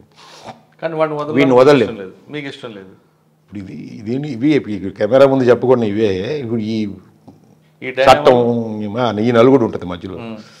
నలుగుడు ఉన్నప్పుడు సో ఇంకొక ముఖంతోనూ వదలలేం కదా. ఘర్షణ ఇలాంటి చాలా ఉన్నాయి. అప్పుడే కొంచెం అదే జనరల్గా అంటే మా మీద అప్పుడప్పుడు అభియోగాలు వస్తాయి కదా, జరగని దానికి కేసు పెట్టారండి. అక్రమ కేసులు. అక్రమం కాదు, అంతకంటే దారుణమైన కేసు పెట్టడానికి వాళ్ళు రారని వీళ్ళకి తెలుసు, ఆ ధైర్యం వాళ్ళకు ఉంటుంది. ప్లస్ ఇంకోటి ఏంటంటే అప్పుడుండే రౌడీజం ఉండేటప్పుడు టైంలో ఏంటంటే రౌడీలు వచ్చి మా మీద కేసులు పెడతారనే అంత కాన్ఫిడెంట్. అదే ఈ రౌడీలకు అంత నమ్మకం మా మీద ఎవరు కేసు పెట్టరు. అంటే ఒక సందర్భం, నా టైంలో కాదు, ఒక సందర్భంలో ఒక వ్యక్తిని కొట్టి, అంటే మేము విన్నాం, మేము జాయిన్ అయినప్పుడు నువ్వు ఏ ఊర్లో పనిచేస్తున్నావు అనేది వాళ్ళు మాకు చెప్పే క్రమంలో మాకు చెప్పింది. ఒక వ్యక్తిని కొట్టి పోలీస్ స్టేషన్ ముందేసి అదిగో పోలీస్ స్టేషన్లో పోయి రిపోర్ట్ ఇచ్చుకో అనే స్థాయికి ఒంగోలు రౌడీజం పోయింది. అదృష్టవశాత్తు ఆ స్థాయిలో అందరూ కష్టపడ్డారు. ఒంగోలు రౌడీజం మీద చాలామంది పోలీస్ ఆఫీసర్లు హార్డ్ వర్క్ చేస్తేనే. సో ఇప్పటికి కొంత అంటే ఇప్పుడు ఏముందంటే ఎక్కువ ఉండేటప్పుడేమో చిన్న చిన్న రౌడీజం అనిపించదు. పీక్స్లో ఉన్నప్పుడేమో ఇప్పుడు అన్నీ తగ్గిపోయినాయి. ఇప్పుడు చిల్లరది కూడా ఇప్పుడు రౌడీజం అనిపిస్తుంది మనం. ఆ రౌడీజం దాంతో కంపేర్ చేసుకుంటే లేదు జీరో లేదు, అది దారుణం. సరే, ఒంగోలు తర్వాత ఎక్కడికి వచ్చారు? ఒంగోలు తర్వాత గిద్దలూరు కొంత షార్ట్ టైం పనిచేసానండి. తర్వాత నాయుడుపేట వెళ్ళాను. గిద్దలూరు, నాయుడుపేట తర్వాత సుళ్ళూరుపేట చేశాను.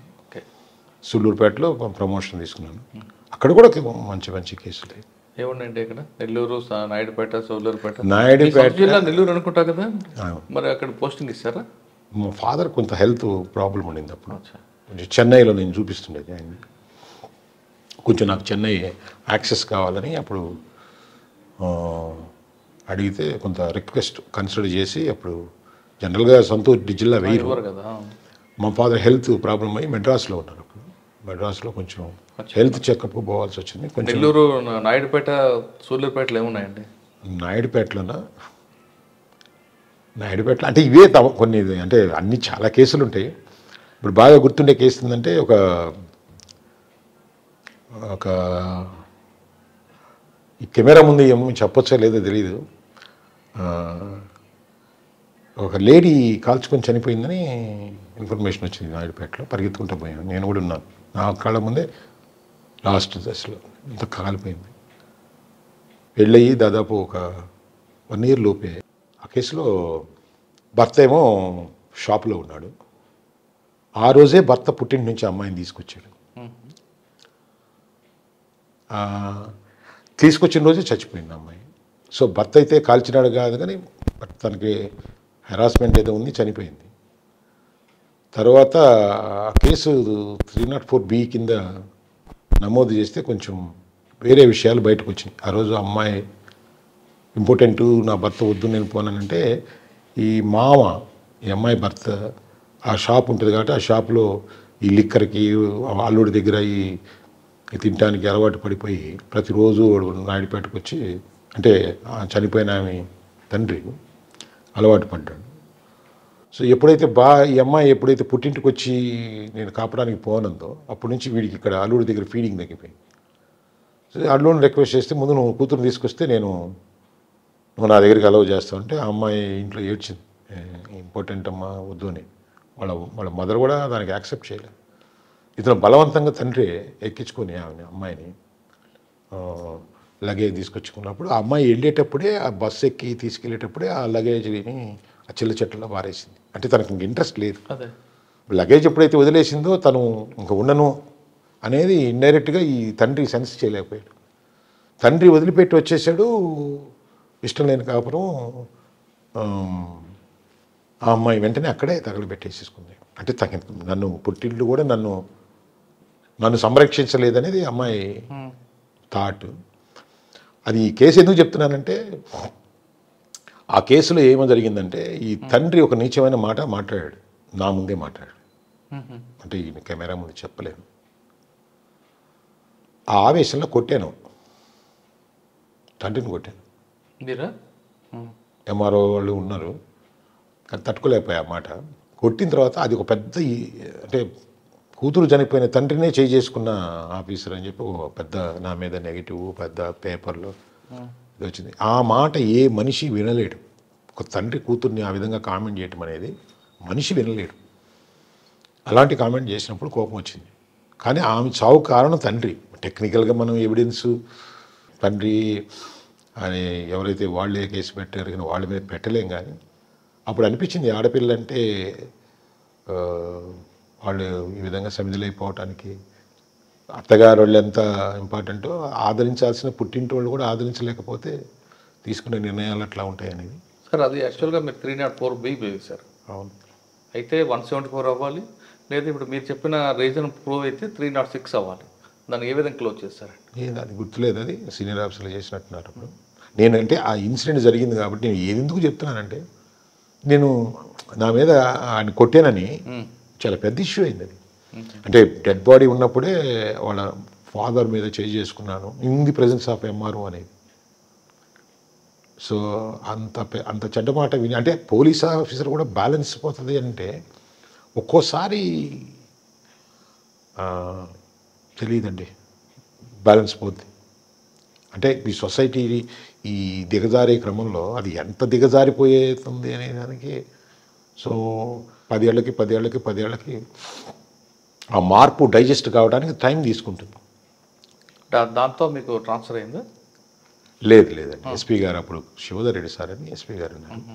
సార్ని ఎంక్వైరీ చేశారు దాంట్లో. ఆయన టీషర్ట్ అదొక ఫన్గా వచ్చారు, నాకు వచ్చి డైరెక్ట్గా ఇంటికి ఎదురుగుండా నిలబడ్డారు. సింగిల్ ప్రశ్న వేశారు, కొట్టారా లేదని. అంటే జరిగింది సార్ అన్న ఆయనకి. ఇప్పుడు నేను కెమెరా ముందు కూడా చెప్పలేదు ఆడ ఏం జరిగిందనేది. వాళ్ళు కూడా జనం కూడా ఉన్నారు, నేను ఉన్నాను, అందరం హౌస్లో జరిగింది. ఆయన కూడా కన్విన్స్ అయ్యారు. కన్విన్స్ అయ్యి రీజన్ కరెక్టే నేనున్నా ఎవరికి నీకైనా అనిపిస్తుంది ఏది నేనున్నా కొట్టేవాడు. నేను అయితే పోలీస్ ఆఫీసర్ కాబట్టి పబ్లిక్లో చేయి అంటే ఆ సిచ్యువేషను కూతురు చనిపోయి ఉంటే తండ్రి మీద చేసుకున్నాను అనేది.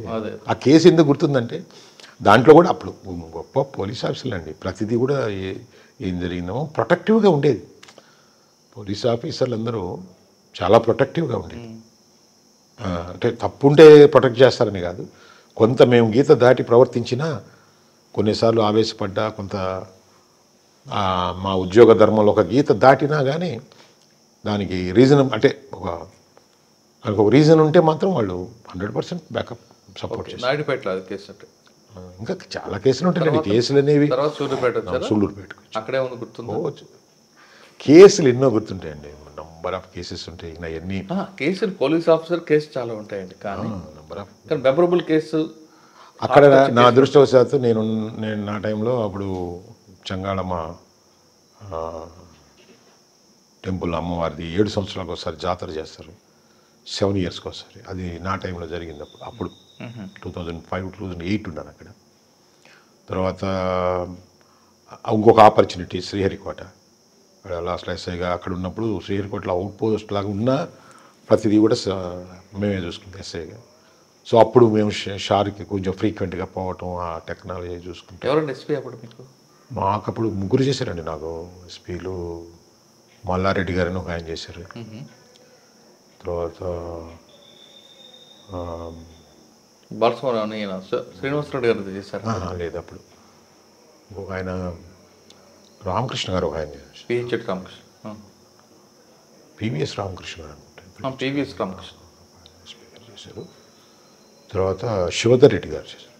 శివధర్ రెడ్డి తెలంగాణ ఆయన నన్ను అక్కడ ట్రాన్స్ఫర్ ఇచ్చింది కూడా ఆయన. అక్కడే ప్రమోషన్ అంటే అక్కడే వచ్చింది నాకు. నాయుడుపేట నుంచి సూళ్ళూరుపేట ఇచ్చింది కూడా ఆయన. గ్రేట్ మంచి ఆఫీసర్ అండి. ప్రమోషన్ అక్కడే వచ్చింది. అక్కడే ప్రమోషన్ ఫస్ట్ సిఐడిలో ఫస్ట్ ఆ కేసు మెమరీ ఏది సత్యం రామలింగరాజు కేసులో మేము సిఐడి హెడ్ క్వార్టర్లో ఉన్నాం అప్పుడు. సో వాళ్ళ అరెస్ట్ అప్పుడు కూడా నేనే ఫస్ట్ సెంట్రీ. ఆ రామలింగరాజు వాళ్ళందరినీ. సో రామలింగరాజు గారి కేసులో ఆయన డీజీపీ నాకు ఆఫీస్ రివార్డు కూడా ఉంది దాంట్లో. నాకు రివార్డు కూడా ఉంది దాంట్లో. ఆయన డీజీపీ ఆఫీస్కి సరెండర్ అయిపోయారు. అవును, మేము ఉన్నాం. సరెండర్ అయినప్పుడు డీజీగా సంబంధించాను ఎవరైనా సంథింగ్ ఏంది డీజీ ఈఓడబ్ల్యూ కౌముది గారు ఉండేది. కౌముది గారు, ఓకే. అప్పుడు నారాయణ గారు అని సిఐడి ఐపీఎస్. అంటే రామలింగరాజు అంటే అప్పట్లో చాలా పెద్ద ఫేమ్. బిల్ క్లింటన్ వాళ్ళతో తిరుగుతారు. అటువంటి గొప్ప వ్యక్తి మీ దగ్గరకు వచ్చినప్పుడు మీరు మాట్లాడడానికి క్వశ్చన్ చేయడానికి ఇబ్బంది ఉండదా లేదా? చాలా క్యాజువల్గా మాట్లాడడం. పోలీస్ ప్రొఫెషన్ అయిన తర్వాత వచ్చిన తర్వాత ఆ జంకు ఏమి ఉండదండి. ప్రొఫెషనల్గానే ఉంటాం. అంటే మీకు అనిపిస్తుంది పెద్ద చిన్న అని, కానీ పోలీస్కి అట్లా ఏమనిపించదు. ఆ క్రైమ్లో వచ్చినప్పుడు ఆ క్రైమ్కి రిలేటెడ్గా ఉండే మాటలు మాట్లాడతాం. ఆయన కోఆపరేట్ చేశారంటే ఆయన అంటే నేను మాదేంటంటే ఇక్కడ తీసుకొచ్చి సరెండర్ చేశారు. ఇప్పుడు నా ఇన్స్పెక్టర్గా హోదాలో నేను ఆ నైట్ ఫస్ట్ సెంట్రీ నేనే ఉన్నాను. సో మాకు తీసుకోవాల్సిన జాగ్రత్తలు ఉంటాయి. అంటే పెద్ద వాళ్ళు ఏమైనా ఇంకొక నష్టం జరగకుండా మేము కొంచెం జాగ్రత్తలు తీసుకోవాలి కదా. తర్వాత ఇంట్రాగేషన్ సెషన్స్ వేరే ఆఫీసర్లు వచ్చి చేసుకుంటారు. కానీ నాకు అప్పుడు అనిపించింది ఒక పోలీస్ ఆఫీసర్ కాబట్టి కదా ఇది. ఒకప్పుడు మనం న్యూస్ పేపర్లో చదివి మనమే గ్రేట్ అనుకునే వాళ్ళు, సో మన పర్మిషన్ లేకుండా అడుగు కూడా పక్కకు పెట్టలేని స్థితి అనేది. అప్పుడు పోలీసు అనేది అంటే మనం ఎక్కడి నుంచో ట్రావెల్ అయ్యి ఆ ప్రొఫెషన్ అనేది మనకి ఎంత రెస్పెక్ట్ని ఎంత గౌరవం ఇచ్చింది అని అయితే ఆ రోజు అనిపించింది. సో లేకపోతే మనకి ఇంటర్వ్యూ కూడా దొరకవుగా. అట్లాంటిది మన కస్టడీలోకి వచ్చి సీడ్ తర్వాత ఎక్కడికి వచ్చారండి? సీడ్ తర్వాత ఒంగోలు టౌన్ సిఐగా వచ్చాను. ఆ రౌడీ ఉందా తగ్గిపోయిందండి? అప్పటికే డిక్రీజ్ అయింది. లేదు, ఆ 10 yearsలో మేమున్న టైంలోనే బాగా తగ్గింది. తర్వాత కూడా కొంత ఇంకొకటి 2 ఉన్నాయి. నేను వెళ్ళిపోయిన తర్వాత కూడా కొంత రెమినెంట్స్ ఉన్నాయి. అవి కూడా అయిపోయిన తర్వాత ఒక 2 yearsకి ఎండ్ అయిపోయింది. సో ఆ తర్వాత నేను సిఐగా వచ్చేటప్పటికి సో నాకు తెలిసి చాలామంది నాకు అప్పుడు కొంచెం రౌడీలు గట్టిగా ఉండేవాళ్ళు వేరే రూపంలో కనపడ్డారు. ఎలా పొలిటికల్గా ఏదో వ్యాపారం చేస్తున్నట్టు పొలిటికల్గాను. అంటే డెఫినెట్గా వచ్చి కలిసి ఇప్పుడు అప్పుడులాగా నేను లేను. ఇప్పుడు నా వృత్తిది ఇప్పుడు సేమ్ పర్సన్నే కాబట్టి నేను సేమ్ పర్సనే. మమ్మల్ని అట్లే అనుకుంటున్నాడేమో, నాగరాజు ఎస్ఐగా ఉన్నప్పుడే అనుకుంటున్నాడేమో. మళ్ళా 2000 నుంచి 2003 వరకు చేశానండి ఎస్ఐగా. తర్వాత 2010లో సిఐగా వచ్చాను. అంటే 7 years తర్వాత వచ్చాను. సో వీళ్ళందరూ అప్పుడు రూపాంతరం చెందారు. అంటే రకరకాల రూపాంతరాలు, దాంట్లో అన్ని రూపాంతరాలు ఉన్నాయి. కొంతమంది వ్యాపారమనో, కొంతమంది రాజకీయమనో, కొంతమంది బోధకులను అంటే ప్రజల్ని బోధించేవాళ్ళు, సో కొంతమంది భక్తులుగా మారిపోయినామనో. అట్లా వస్తే వాళ్ళు జనరల్గా మనం 7 ఏళ్ళ తర్వాత వచ్చిన తర్వాత అడుగుతాం కదా వాళ్ళంతా ఏమయ్యారంటే. సో ఒక్కొక్కరు అటెండ్ అయ్యారు.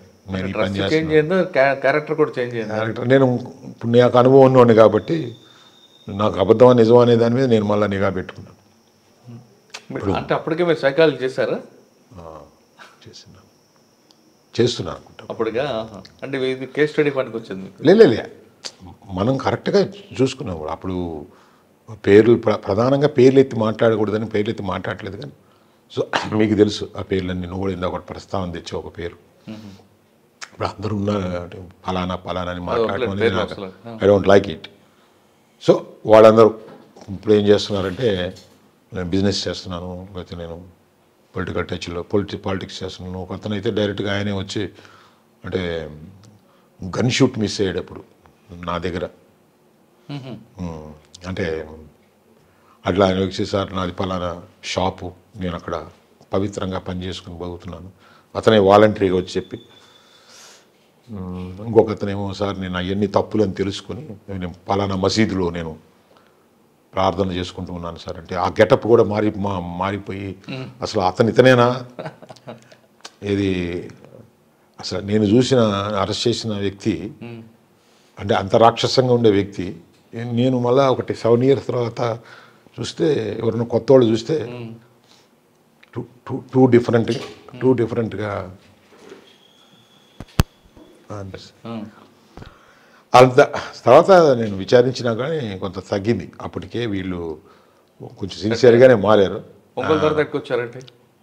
ఒంగోలు తర్వాత నేను ఒక ట్రాఫిక్ కొంతకాలం చేసి రేపల్లి వెళ్ళాను. ఓకే.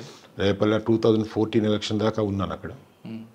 రేపల్లిలో కూడా అంటే కేసులు అంటూ చెప్తే ఇక లెంగ్త్ పెరుగుతూ ఉంటుంది. అక్కడ కూడా అంతే సేమ్. కెమెరా ముందు కొన్ని చెప్పంగానే గింపు చాలా బ్రహ్మాండమైన కేసులు.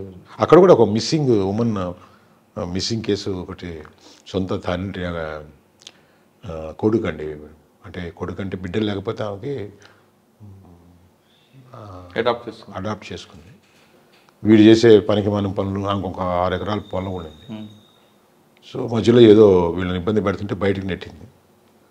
సో ఆ పొలంకి వీడు ఆశపడి వీడిని నమ్మట్లేదని ఇంకొక మనిషిని ఆమెకు దగ్గర చేసి ఎవరికి, వాళ్ళ మదర్కి, వాడి నమ్మకాంతో ఈ మనిషిని బయటకు తీసుకొచ్చేసి హాస్పిటల్కి అని తీసుకెళ్ళి చంపేసి వేలు ముద్దలు వేయించుకొని ఆ ప్రాపర్టీ అంతా వీడికి రాసిచ్చినట్టు ఎక్కడో మేడికుండూరు దగ్గర ఉండే కొండల్లో కాల్ చేశారు. దీంట్లో విచిత్రమైన విషయం ఏంటంటే నేను మిస్సింగ్ కేసు నేను కట్టుకున్నాను అక్కడ. ఆ రోజు నాకేదో అప్పుడు మేడికుండూరు సిఐ కూడా మా తమ్ముడే.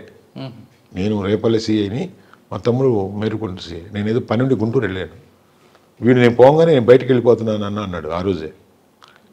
నేను వస్తే నేను వెళ్ళిపోతాను రా బాబు కాసేపు అంటే, ఏదో బాడీ పడిందంటే వెళ్తున్నాను అన్నాడు. పేరేచర్లో ఇక్కడ కొండల్లో ఏదో బాడీ ఉందని వచ్చేదాకా వెయిట్ చేసి, ఏదంటే ఏదో ఒక 30-40 years ఎవరు తగలబెట్టున్నారు.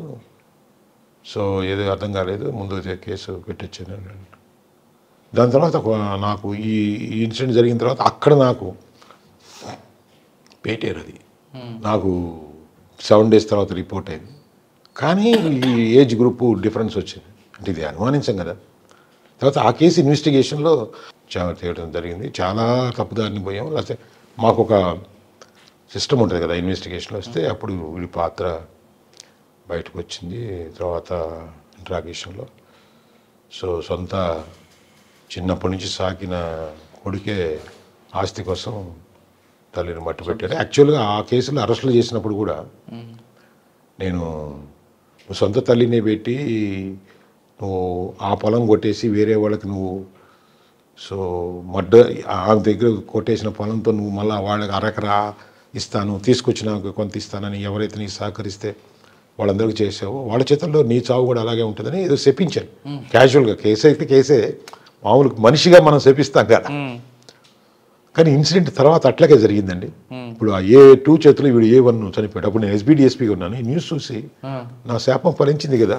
సో నిజంగానే జరిగింది. నేను ఇప్పుడు వీడికి నువ్వు ఇవ్వవు, నువ్వు ఇంతే అంటే నువ్వు వెదవి, నీ తల్లినే ఆస్తి కోసం పొడిచేసావు, వాడికి అరెకరా ఇస్తా అన్నావు, ఏది తీసుకొస్తే నువ్వు పిలిస్తే రాదు, వాడిని నమ్మి వచ్చి నువ్వు చంపేశావు. ఇప్పుడు రేపు ఈ ఆస్తి వాడికి ఇకపోతే వాడే నిన్ను చంపుతాడు. నేరానికి ఏమన్నా ఇది ఉంటుందంటే, నేను క్యాజువల్గా అన్నది నిజంగా జరిగింది అంటున్నాను. ఇప్పుడు వీడు ఎవడైతే వాళ్ళ తల్లిని చంపాడో, నేను అక్కడి నుంచి ట్రాన్స్ఫర్ అయిన తర్వాత నేను మళ్ళీ DSPకి వెళ్ళిపోయాను. సో నేను ఆ వార్త విన్నాను. నేను ఏదో చెప్పించినట్టు అంటే అది నిజంగా జరిగింది అనిపించింది నాకు. వీడే నేను చంపుతాడు అని అన్న క్యాజువల్గా అంటాం కదా, అది నిజం. అది జరిగింది, అదే జరిగింది, అది నిజమైంది. ఆడే నిజంగానే చంపేసాడు.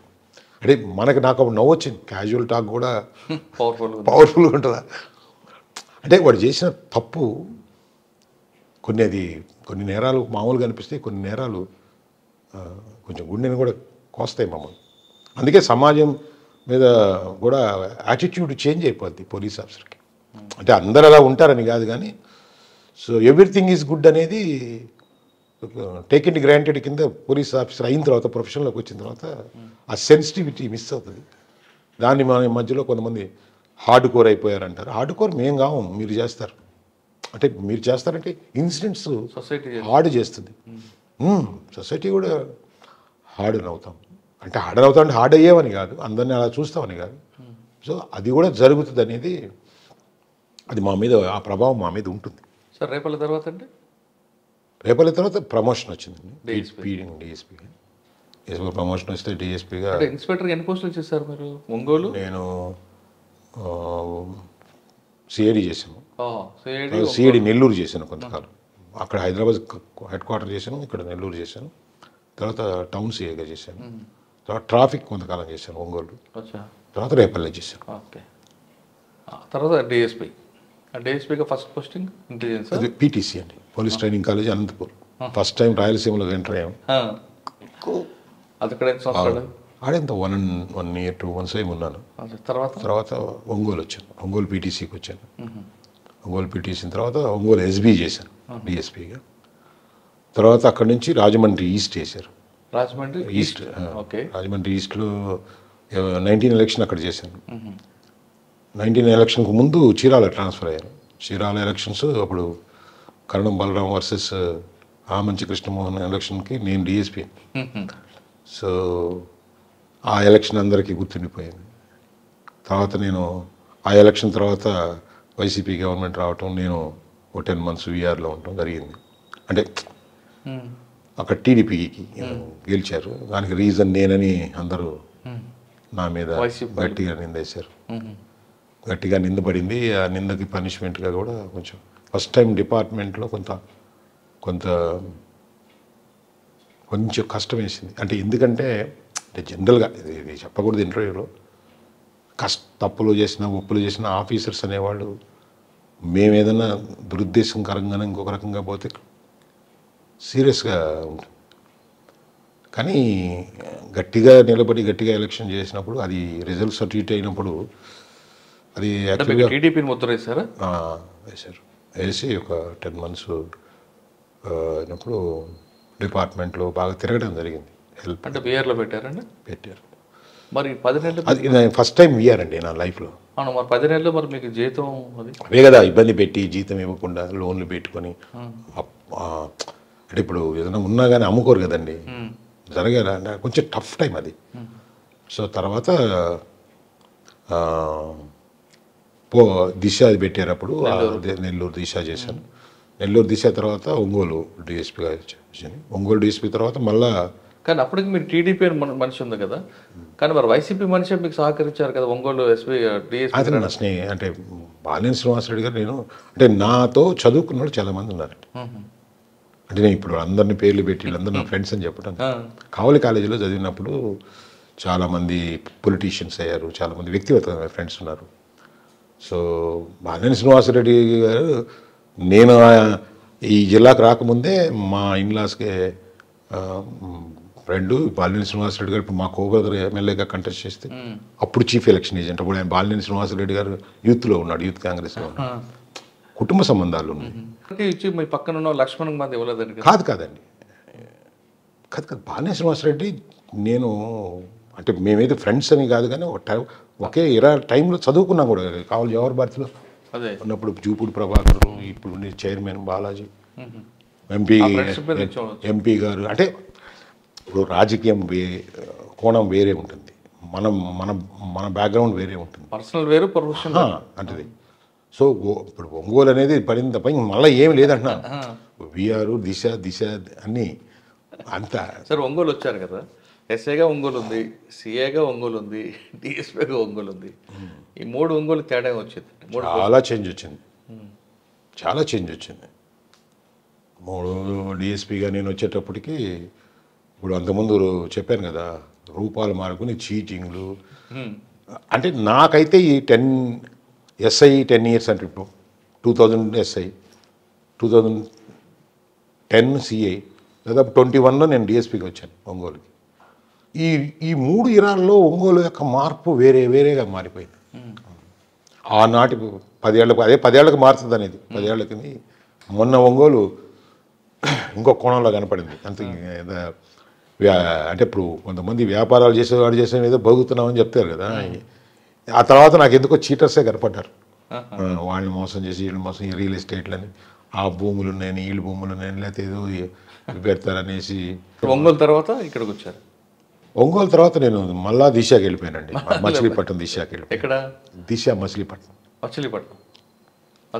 తర్వాత ఇక్కడికి వచ్చారా? తర్వాత మార్కాపురం వచ్చాను. ఇక్కడ ఏముందండి ఇప్పుడు మార్కాపురంలో?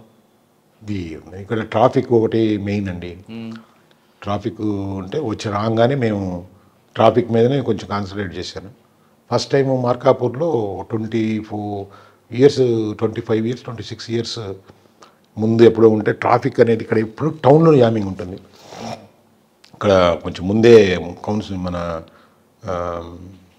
ఏమంటారు అందరితో ముందే మాట్లాడి ఏదో ఉడత ఊపులాగా ఊపేసేసి వదిలేకుండా దానికి ఒక శాశ్వత పరిష్కారం కావాలని ముందు అందరినీ ఇన్వాల్వ్ చేసి మున్సిపల్ కమిషనర్ని ఎమ్మెల్యే గారిని అందరితో మాట్లాడి మనం ఏం చేయగలం అనే దాని మీద మాట్లాడటం జరిగింది. సో ముందే ఒక కార్యాచరణ ప్రణాళిక ఎవరు కూడా ఒక ఇన్సిడెంట్ అయిన తర్వాత దాన్ని పద్ధతి ప్రకారం చేసి 1 వే చేశాను ఫస్ట్ టైం మార్కాపుల్లో 1 వే ట్రాఫిక్ చేసి ఎంక్రోచ్మెంట్స్ అన్నీ కూడా కొంచెం తీసేసి కొంత పొలిటికల్ సహకారం కూడా ఉంది. అట్లాగే ఇటు సబ్ కలెక్టర్ గారికి అంతా మొత్తం మాట్లాడి కొంచెం ఇనిషియేషన్ తీసుకొని చేయటం జరిగింది. అట్లాగే ఇక్కడ పోలీస్ యూనిట్ ఒకటి మన ట్రాఫిక్ అనేది పోలీస్ స్టేషన్ ఇక్కడ లేదు, బట్ అవసరం ఉంది ఇక్కడ. దానికి కొంతమందిని మా ఎస్పీ గారి సహకారం తీసుకొని మా ఎస్పీ గారి దామోదర్ గారి సహకారంతో ఒక ఎస్ఐని అలకేట్ చేసుకొని కొంత ట్రాఫిక్ కంటింజెన్స్ని ఫస్ట్ టైం మార్కాపూర్లో ఒక రెగ్యులేషన్ కింద ప్రస్తుతానికి టెంపరీగా కొంత చేసింది అనేది ఒక సాటిస్ఫాక్షన్ ఒకటి ఉంది.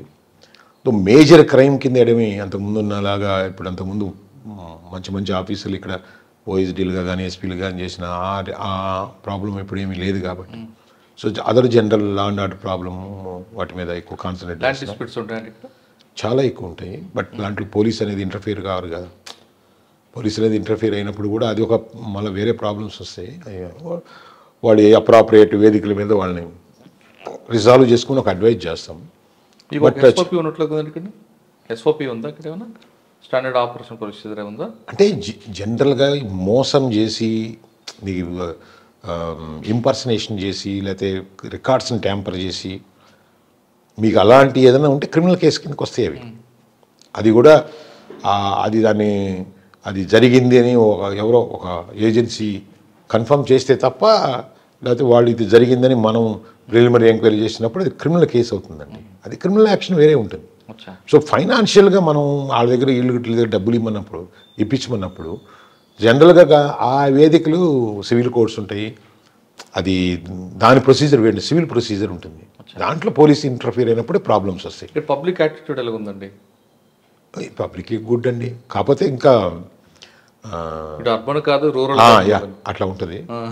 కొంచెం పబ్లిక్ మరీ బ్యాడ్ ఏమో కాదు, కానీ ఇప్పుడు ఈ చుట్టుపక్కలంతా ఏదో పొలాలు తక్కువకు వస్తున్నాయని చెప్పేసి ఎక్కువ మంది ఈ పక్క 50 ఎకరాలు 100 ఎకరాలు కొనేసేసి అలా వదిలేసేసి అవి వేరే వాళ్ళకి ఏదో కొంతమంది ఎదవలు తయారై దాన్ని డబుల్ రిజిస్ట్రేషన్ ట్రిపుల్ రిజిస్ట్రేషన్ చేసి పొజిషన్ మార్చి అలాంటివి ఇక్కడ ఉన్నాయి.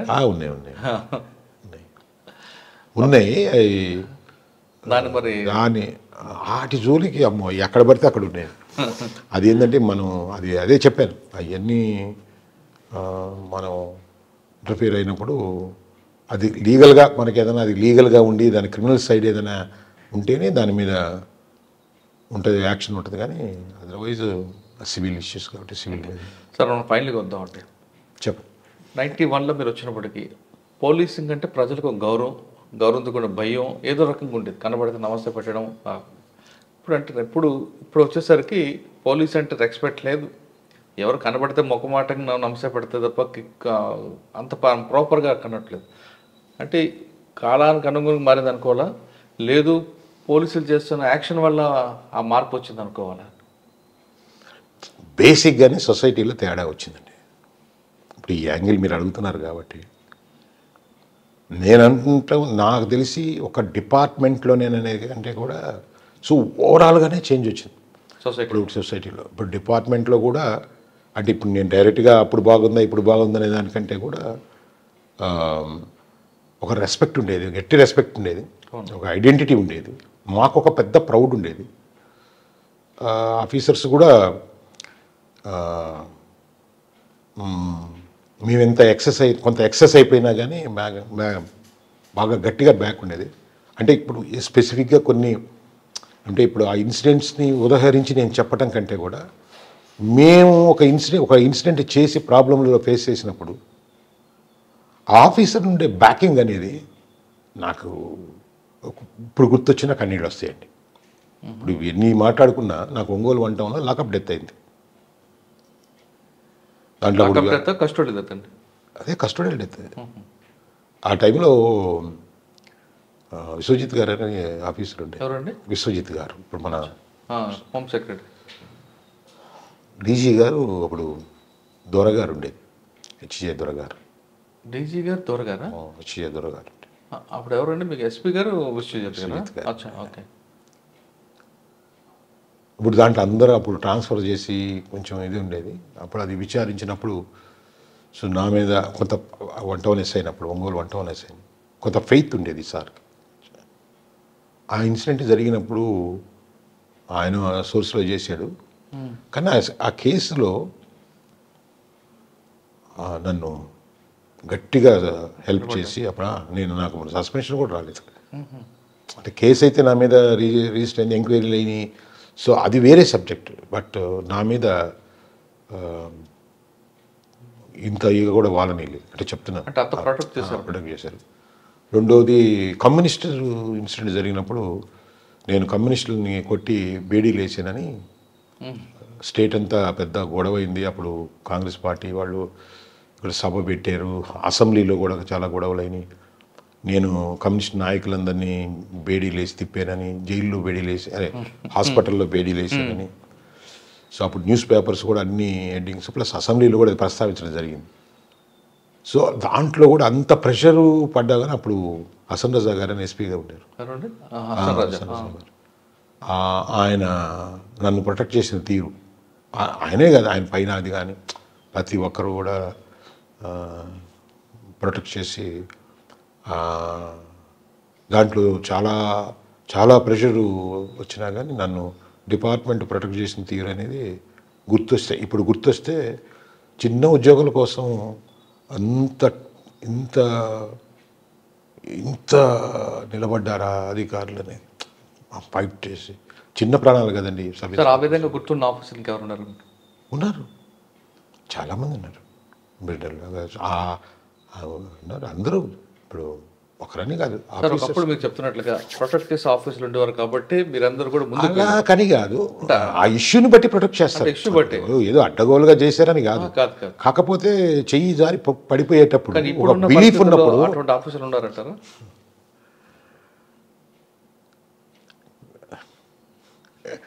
అని కాదు, డెఫినెట్గా ఉండరు అని మనం అనలేము. అది తప్పు పూర్తిగా. ఇప్పుడు నా సెల్ఫ్ ఎక్స్పీరియన్స్ కాబట్టి నాకు ఎమోషనల్గా గుర్తుండిపోయింది. సో ఉండరు అనేది కూడా కరెక్ట్ కాదు. బట్ ఆ నమ్మకం కూడా పై అధికారికి కలిగించే ఆఫీసర్లు కూడా దొరకట్లేదుగా. ఇప్పుడు నేను సీనియర్ ఆఫీసర్ అయ్యాను. ఇప్పుడు నేను సబ్ ఇన్స్పెక్టర్గా నేను ఎలా బతికాను అనేది నా ఆత్మకు తెలుసు. అయితే ఇన్స్పెక్టర్గా నేను ఎలా అనేది నా ఆత్మకు తెలుసు. ఇప్పుడు అది నేను ఎక్స్పెక్ట్ చేస్తా కదా. ఆ నమ్మకం కలిగిస్తారు కాబట్టి వాళ్ళు కూడా మీకు ఏదో సమ్ మిస్సింగ్ డిపార్ట్మెంట్లో అనేది ఫెయిత్ మిస్ అయిందండి. ఇది నేను గట్టిగా చేశాను. డిసిప్లిన్ బాగా మిస్ అయింది. ఎందుకో తగ్గిందని కూడా అనిపిస్తుంది నాకు. క్రమశిక్షణ అయితే ఒకప్పుడు మీకు పొలిటికల్ ఆఫీసర్ పోస్టింగ్లు చూసాను, మీకు ఇప్పుడు పొలిటికల్ పోస్టింగ్లు తీసుకోవడం బట్టి ఏమంటారు? బోర్డు కారణాలు ఉంటాయి. ఇప్పుడు మార్పు అనేది చూస్తూ ఉన్నామండి. ఇప్పుడు మేము ప్రొబేషనర్ ఎస్ఐలుగా మేము ట్రైనింగ్ అయ్యేటప్పుడు మమ్మల్ని అప్పుడుండే ఏకే ఖాన్ గారు పిలిచి, మీరు ప్రొబేషనర్స్గా మీరు చూపించే ఈ 6 months పర్ఫార్మెన్స్ని బట్టి మీ లలాట లిఖితం నేను రాస్తానని చెప్పేస్తే మేము అర్ధరాత్రి బీట్లు తిరుగుతా. అంటే ఆ ట్రైనింగ్ టైంలో టు ఇంప్రెస్ మై ఎస్పీ, అంటే మనం ఇంప్రెస్ చేస్తే, ఎస్పీ గారిని ఇంప్రెస్ చేస్తే, సో మన క్యాపబిలిటీసు మన అన్నీ ఆయన గుర్తిస్తే, మనం దేనికి పనికి వస్తాం గుర్తిస్తే మనకు ఒక మంచి కెరీర్ ఉన్నది. అప్పుడు మేము బలంగా నమ్మేది. మా ఉద్యోగం చేసేటప్పుడు కూడా ఆ కష్టంతోనే ఫెయిర్గా ఉండటం కానీ, హార్డ్ వర్క్ కానీ, అది ఎప్పుడు కూడా ఒక మాట అనిపించుకోకూడదు అని. పరిస్థితుల్లో పోలీసింగ్లో పొలిటికల్ ఇంటర్ఫరెన్స్ ఎక్కువ అవ్వబట్టి అనుకోవచ్చు. జనరల్గా కూడా చేంజ్ అయిపోయిందండి. నాట్ ఓన్లీ దిస్, చాలా చేంజెస్. అది మేము వర్ణించి చెప్పడానికి వీలు లేని చేంజెస్. రెస్పెక్ట్ పోయింది, పోలీస్ ఫెయిత్ తగ్గినట్టు. అప్పుడు ఏంటంటే కొంచెం పోలీసు రౌడీలాగా ఉంటారని, పోలీస్ దగ్గరికి మా దగ్గరికి అందరు రారని, మమ్మల్ని చూస్తే భయపడతారని.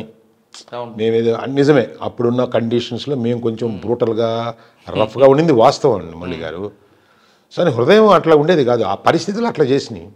తర్వాత మనకి ఏదో పరివర్తనలు అని, మైత్రి అని, తర్వాత ఫ్రెండ్లీ పోలీస్ అని, వీటన్నిటిలో కూడా మేము ఉన్నాం. ఇవన్నీ కూడా మా టైంలోనే జరిగినాయి. తర్వాత దాంట్లో కూడా కొంత కాంట్రవర్సీ ఉంది. ఇది అంత మరి టూ మచ్ క్లోజ్గా ఉన్నా కానీ సో ఇదైంది. ఆఖరికి తర్వాత తగ్గుదల చూసాం, పోలీసు మర్యాద తగ్గడం చూసాం. సో ఇవన్నీ చూస్తూనే ఉన్నాం కదా, అవన్నీ కూడా చూసి తర్వాత ఎఫెక్ట్ చూసాం. తర్వాత దాదాపు ఇప్పుడు ఉన్న సొసైటీకి నా నోట మీరు చెప్పాల్సిన పరిస్థితి ఏంది. కానీ సో ఇప్పుడున్న పరిస్థితుల్లో పబ్లిక్కి పోలీస్ డిపార్ట్మెంట్ ఎక్స్పెక్టేషన్ ఎక్కువైపోయింది.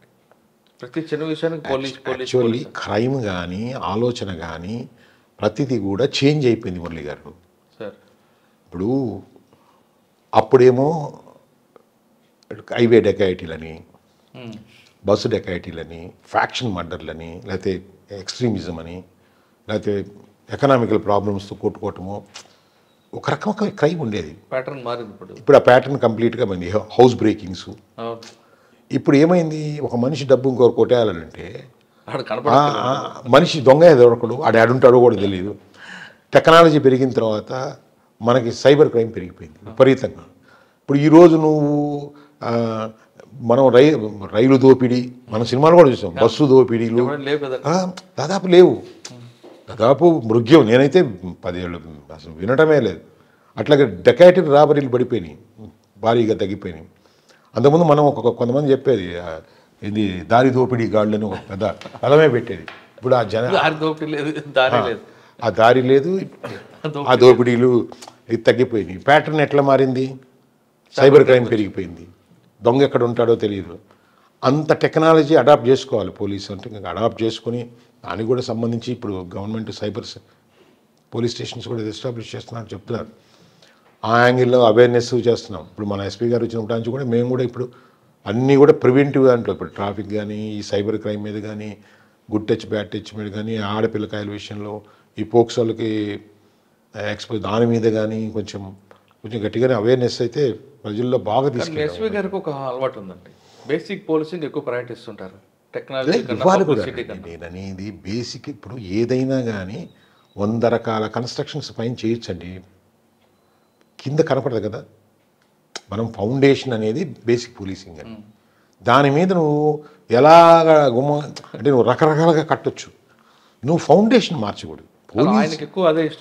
ఎవరైనా నేను మామూలుగా చెప్తున్నాను, నువ్వు బేసిక్ స్ట్రక్చర్ ఆఫ్ ది పోలీస్ని నువ్వు పోతే దానికి బ్యాడ్ రిజల్ట్స్ దానికి ఉంటాయి. అది కొంతమంది ఆఫీసర్లు పట్టానికి ఎక్కువ లైక్ చేస్తుంటారు కదా, అది జనరల్. అది కొంతకాలానికి వాళ్ళకి అర్థమవుతుంది. ఇప్పుడు అది పోయినాయి కదా, ఇప్పుడు మేమున్నంత డిసిప్లిన్ లేదు. ఇప్పుడు డిసిప్లినే తగ్గిపోయింది.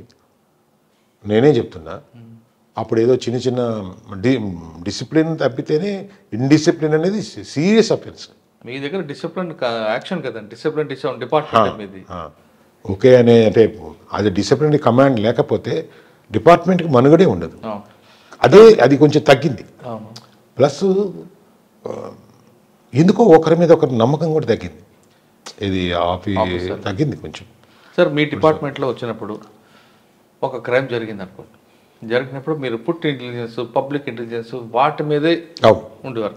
ఒక కమ్యూనిటీ దొంగతనం చేస్తుంది అంటే రకరకాల ఆఫీసర్, కానిస్టేబుల్ దగ్గర నుండి ఎస్పీ వరకు ఆ క్రైమ్ మీద కూర్చోవడం, మన బుర్రంతా దమ్మి పెట్టడం, ఇంత వర్క్ చేసి బ్రేక్ చేశారు.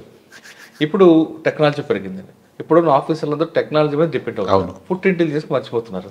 దానివల్ల లాభం అంటారా నష్టం అంటారా? ఇప్పుడు మీరు ఈ క్వశ్చన్ నన్ను వేశారు కదా, ఇప్పుడు మేము ఎస్ఐలుగా చేసిన వాళ్ళమే, సిఐలుగా చేసిన వాళ్ళమే కదా. నేను డైరెక్ట్గా కూడా అడుగుతున్నాను. నేను ఒక కేసులో మొన్న అడిగా, 1.5 మంత్ అయింది, ఇంకా ఏమీ బాబు అరెస్ట్ చేయలేదు ముద్దాయిని నేనే అడిగాను. నేనే లైవ్ ఎగ్జాంపుల్. సార్ వాడు ఫోన్ వాడలేదని ఆన్సర్ వచ్చింది నాకు. ఫోన్ వాడు దొరకడా? నాకు వచ్చిన ఆన్సరే అది. సార్ వాడు ఫోన్ వాడలేదు సార్, ఒక్కసారి వాడు ఫోన్ ఆన్ చేస్తే పట్టుకుంటారు సార్ అని.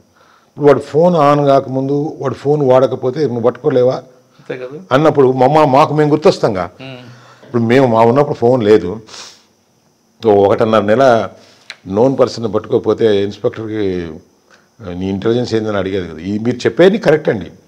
మోడస్ ఆపరెంటీ కానీ, వాడి ప్యాటర్న్ ఆఫ్ ఎట్లా చేస్తాడు, వాడు ఏ రూట్లో పోతున్నాడు, ఆ ఫ్యామిలీస్ ఏంటి, అవి దాంట్లో ఏమైనా చేంజ్ వచ్చినాయి, అవన్నీ చాలా చాలా సైన్స్ ఉండేది కేసుని డిటెక్ట్. ఇప్పుడు నేను మనకి ఇందాక కేసు చెప్పే కదా, 2-3 రకాలు. ఇప్పుడు ఎక్కడో ఒక నేరం జరిగితే దాని చుట్టుపక్కల ఉండే పరిసరాల్లో ఉండే అనుమానాస్పద కదలికలన్నీ నేను చూశాం కదా. ఇప్పుడు ఇంకో దాంట్లో వాడు ఎవడో నమస్కారం సార్ అని అంటే వాడికి ఎవడు నమస్కారం పెట్టాడు అనేది మొదలైంది కదా. అంటే ప్రతి మైన్యూట్ థింగు ఇలా కేసులు చాలా ఉన్నాయి. ఇలాంటి కేసులు నేనేం చేసామని కాదు, చాలామంది పోలీస్ ఆఫీసర్లు నాకు తెలిసిన ఆఫీసర్లు చేశారు. మాతో డిస్కస్ చేసినప్పుడు కూడా, మేము మాట్లాడినప్పుడు కూడా కొన్ని కన్వెన్షనల్ మెథడ్లు చేసినవి ఉన్నాయి. కానీ కన్వెన్షనల్ పోలీసింగ్ కానీ బేసిక్ పోలీసింగ్ కానీ ఎవరైనా కానీ పోగొట్టుకున్నారంటే ఈ టెక్నాలజీ మీద మాత్రమే డిపెండ్ అయితేనే చేసుకుంటూ పోయారంటే వాళ్ళకి ఆ ఒరిజినల్ థాట్ ప్రాసెస్ ఉంటుంది. ఇప్పుడు క్యాల్కులేటర్ వాడుకునేవాడు వాడు వెక్కాలు మర్చిపోతాడుగా, 2 ఎక్కం 3 ఎక్కం 4 ఎక్కం మర్చిపోతాడుగా. సో ఎందుకు ఇందులోనూ జిల్లా అందులో రాదు కదండి. నేను అనేది అదే. ఇప్పుడు పోలీసేనా అంతే, నువ్వు బేసిక్గా ఉండే నీ ఇంటెలిజెన్స్ని షార్పన్ చేసుకోకుండా నువ్వు జస్ట్ ఇప్పుడు మాతో మాట్లాడుకుంటే ఇప్పుడు నుండి టెక్నాలజీ గురించే మాట్లాడుకుంటాం. ఇప్పుడు మేము కూడా టెక్నాలజీకి అడాప్ట్ అయ్యాం, మేము కూడా ఇప్పుడు అడాప్ట్ అయ్యాం. ఇది మర్చిపోకూడదు. కానీ బేసిక్ పోలీసింగ్ కూడా మా దగ్గర ఉంది, అది మేము ఇప్పుడు ఇక్కడ చెప్తున్నాం. బేసిక్ పోలీసింగ్ ఉందంటే దే ఆర్ మిస్సింగ్, బట్ అది మిస్ కాకూడదు. Okay sir, last question. చాలా డిపార్ట్మెంట్ కరప్షన్ ఉంటుంది, కానీ పోలీస్ డిపార్ట్మెంట్లో కరప్షన్ ఎందుకు ఎక్కువ కనిపిస్తుంటుంది? పచ్చి అబద్ధం అండి. నేను మాత్రం దీన్ని 100% డినై చేస్తాను. నేను ఎందుకంటే అంతా కరెక్ట్గా ఉందని నేనేం చెప్పలేను, కానీ పోలీస్ డిపార్ట్మెంట్లో ఎక్కువ ఉందనే కరప్షన్ అనే భావన జనాల్లోకి ఎందుకు వస్తుందంటే, ఇక్కడ ఇద్దరు ఇప్పుడు మాకుండే పెద్ద మైనస్ ఏంటంటే, ఒక కంప్లైంట్ ఒక ముద్దాయి ఉంటారండి. కంప్లైంట్ కూడా మాకు అనుకూలంగా చేస్తే బాగుండు పోలీస్ ఆఫీసర్ అనుకుంటాడు. ముద్దాయి నాకు సహాయం చేస్తే బాగుండు అని అనుకుంటారు. ఇప్పుడు కంప్లైంట్కి అనుకూలంగా చేసి ముద్దాయిని పనిష్ చేస్తే ముద్దాయి కూడా మమ్మల్ని తిడతాడండి. నేను పొలిటికల్గా చెప్పించాను, లేకపోతే నేను ఇది చేశాను అది చేశాను, అయినా కానీ నాకు సహాయం దొరకలేదు, ఫిర్యాదు పక్కనే ముగ్గాడని ఖచ్చితంగా ఇటు తిడతాడు మమ్మల్ని. ఎవరు తిడతాడు, మా మీద నిందలు కూడా వేస్తాడు. కంప్లైంట్ కూడా అలాగే అనుకుంటాడు. ఒకవేళ బ్యాడ్ పోలీస్ ఆఫీసర్ ఏం చేస్తాడు, ముద్దాయికి సపోర్ట్ చేస్తాడు, చేసి ఫిర్యాదుకి అన్యాయం చేస్తాడు. అడిగి రిప్యుటేషన్ బ్యాడ్ వస్తుంది, కానీ ఫిర్యాది తిడుతుంది. ముద్దాయి మంచి ఆఫీసరు, బ్రహ్మాండమైన ఆఫీసరు అనుకుంటాడు. మంచి చేసినా చెడ్డ చేసినా మమ్మల్ని ఒకరే మంచోడు అంటారు. మాకేమి ఇప్పుడు ఈ పోలీస్ ఆఫీసర్ అంటే వచ్చిన వాళ్ళందరికీ సాయం చేసుకునేది కాదు కదా. ఇది 2 క్లయింట్స్ని సంతృప్తి పరచలేము. ఈ వృత్తే దానికి యాక్సెప్ట్ చేయదు. అంటే అదొక్కటే కాకుండా అదే కాకుండా జనరల్గా కూడా అంతా ఇంత అనేది. సో ఒక పోలీస్ ఆఫీసర్ మీద వాడి తప్పుని వాడి ఇదిని జరుగుతున్నప్పుడు ఏరా నువ్వు ఇప్పుడు వాడు పబ్లిక్లో రైట్ అని చెప్తాడండి, నేను రైట్ అయితే నీకు ఎందుకు జరగలేదని అంటే, అవతల దగ్గర పోలీసు వాడు డబ్బు చేసేసి నాకు అన్యాయం తీసుకురావడానికి ఒక రాయిలాగా వేస్తారు. నేను కరప్షన్ లేదు అంత బ్రహ్మాండంగా ఉందని నేను అన్నాను, కానీ సౌండ్ ఎక్కువ, సౌండ్ చాలా ఎక్కువ. ఇది ఎక్కువ విజిబుల్ కరప్షన్ కదండి. విజిబుల్ ఇప్పుడు రోడ్డు మీద కానిస్టేబుల్ ఒక 10 రూపాయలు తీసుకుని అదే ఎక్స్పోజ్ అవుతుంది. అదే మీరు రెవెన్యూ డిపార్ట్మెంట్ తీసుకోండి, సబ్ రిజిస్టర్ తీసుకోండి, రెవెన్యూ అని మనం డిపార్ట్మెంట్ల పేరు చెప్పేది కాదండి. Corruption is the universal phenomenon. దానికి పేర్లు మారుతాయి, దాన్ని అది తప్పు కదా అంటే తప్పే. పలానా డిపార్ట్మెంట్లో ఎక్కువ, పలానా డిపార్ట్మెంట్లో ఎక్కువ అని తీసుకుంటే మీరు ఎక్కడో టాప్ 10లో ఉంటుంది. నేను అనేది టాప్ సౌండ్ ఎక్కువ ఉంటుంది, పోలీసులో సౌండ్ ఎక్కువ ఉంటుంది. సో అది దాని అంటే నువ్వు యాంగిల్ అడిగావు కాబట్టి చెప్తున్నా. బట్ వ్యక్తిగతంగా నాకు పోలీస్ కంటే కూడా చాలా చిన్నది పోలీస్ అనిపిస్తుంది, చాలా చాలా చిన్నది. అంటే మేము చాలా కేసులు ఇన్వెస్టిగేట్ చేస్తుంటాం కదా, చేస్తుంటాము, మేము పబ్లిక్తో మాట్లాడుతుంటాము, మీరు అన్నట్టు రోడ్డు మీద ఉంటాం. సార్ ఫైనల్గా చెప్పండి, ఈ డిపార్ట్మెంట్లోకి రావాలనుకున్న వాళ్ళకి మీరు ఇచ్చే మెసేజ్ ఏంటంటే? ఈ డిపార్ట్మెంట్కి రావాలంటే ముందు యాక్చువల్గా మేమంతా కూడా ఏదో యూనిఫామ్ వేసుకొని, సో అంటే ఫన్గా చెప్తున్నాను నేను. ఇప్పుడు ఒక పోలీస్ ఆఫీసర్ నాకు ఇదిగా ఉండేది, మామూలుగా ఉన్నప్పుడు పోలీస్ అంటే కొంచెం ఇంట్రెస్ట్గా కూడా ఉండేది. సో పరిచయం ఉన్న పోలీస్ ఆఫీసర్తో ఒకసారి మాట్లాడినప్పుడు ఆ చూపు, ఆ హార్ష్నెస్ తెలిసిన మనిషిదైనా ఇంత పవర్ ఎట్లొచ్చింది ఇతనికని అనిపించింది నాకే. ఇప్పుడు మేము కూడా ఇన్స్పైర్ అయింది అట్లాగే. సో ఇద్దరు ముగ్గురు పోలీస్ ఆఫీసర్లు చూసిన తర్వాత అరే నా అంటే నేను కూడా తమ జాబ్ హోల్డరే, నేను ఇన్స్పెక్టర్నే. ఇది దీనికి ముందు కూడా చెకింగ్ ఇన్స్పెక్టర్ అనుకోండి, మీకు అర్థం అవ్వాలంటే బస్సు చెకింగ్ ఇన్స్పెక్టర్ అంటే మీకు అర్థం అవుతుంది. కానీ దాంట్లో లేని ఇప్పుడు ఆ హోదాలో నేను పోలీస్ ఆఫీసర్ దగ్గర పోయినా అంటే నేనే చెప్తున్నా, నేను బస్ యాక్సిడెంట్స్ అయినప్పుడు పోయేది, మా బస్సులో యాక్సిడెంట్ అయినప్పుడు నేను బస్సులు నేను ఇన్ఛార్జిగా ఉండి పోయేది. నేను ఒక ఇన్స్పెక్టర్గా వచ్చి ఇంకొక సబ్ ఇన్స్పెక్టర్గా అదో మాట్లాడేటప్పుడు సో నన్ను ఒక సాటి ఆఫీసర్ కింద కాకుండా ఇంకొక ఆరాలో మాట్లాడేది. నేను కొన్ని అంటే పేర్లు ఇప్పుడు చెప్పను అంటారు. ఇప్పుడు నాకు ఇన్స్పిరేషన్ కూడా అదే. ఓహో దీంట్లో మోర్ ఆత్మవిశ్వాసం ఉంది, సో మోర్ ఇది ఉంది అఫ్కోర్స్.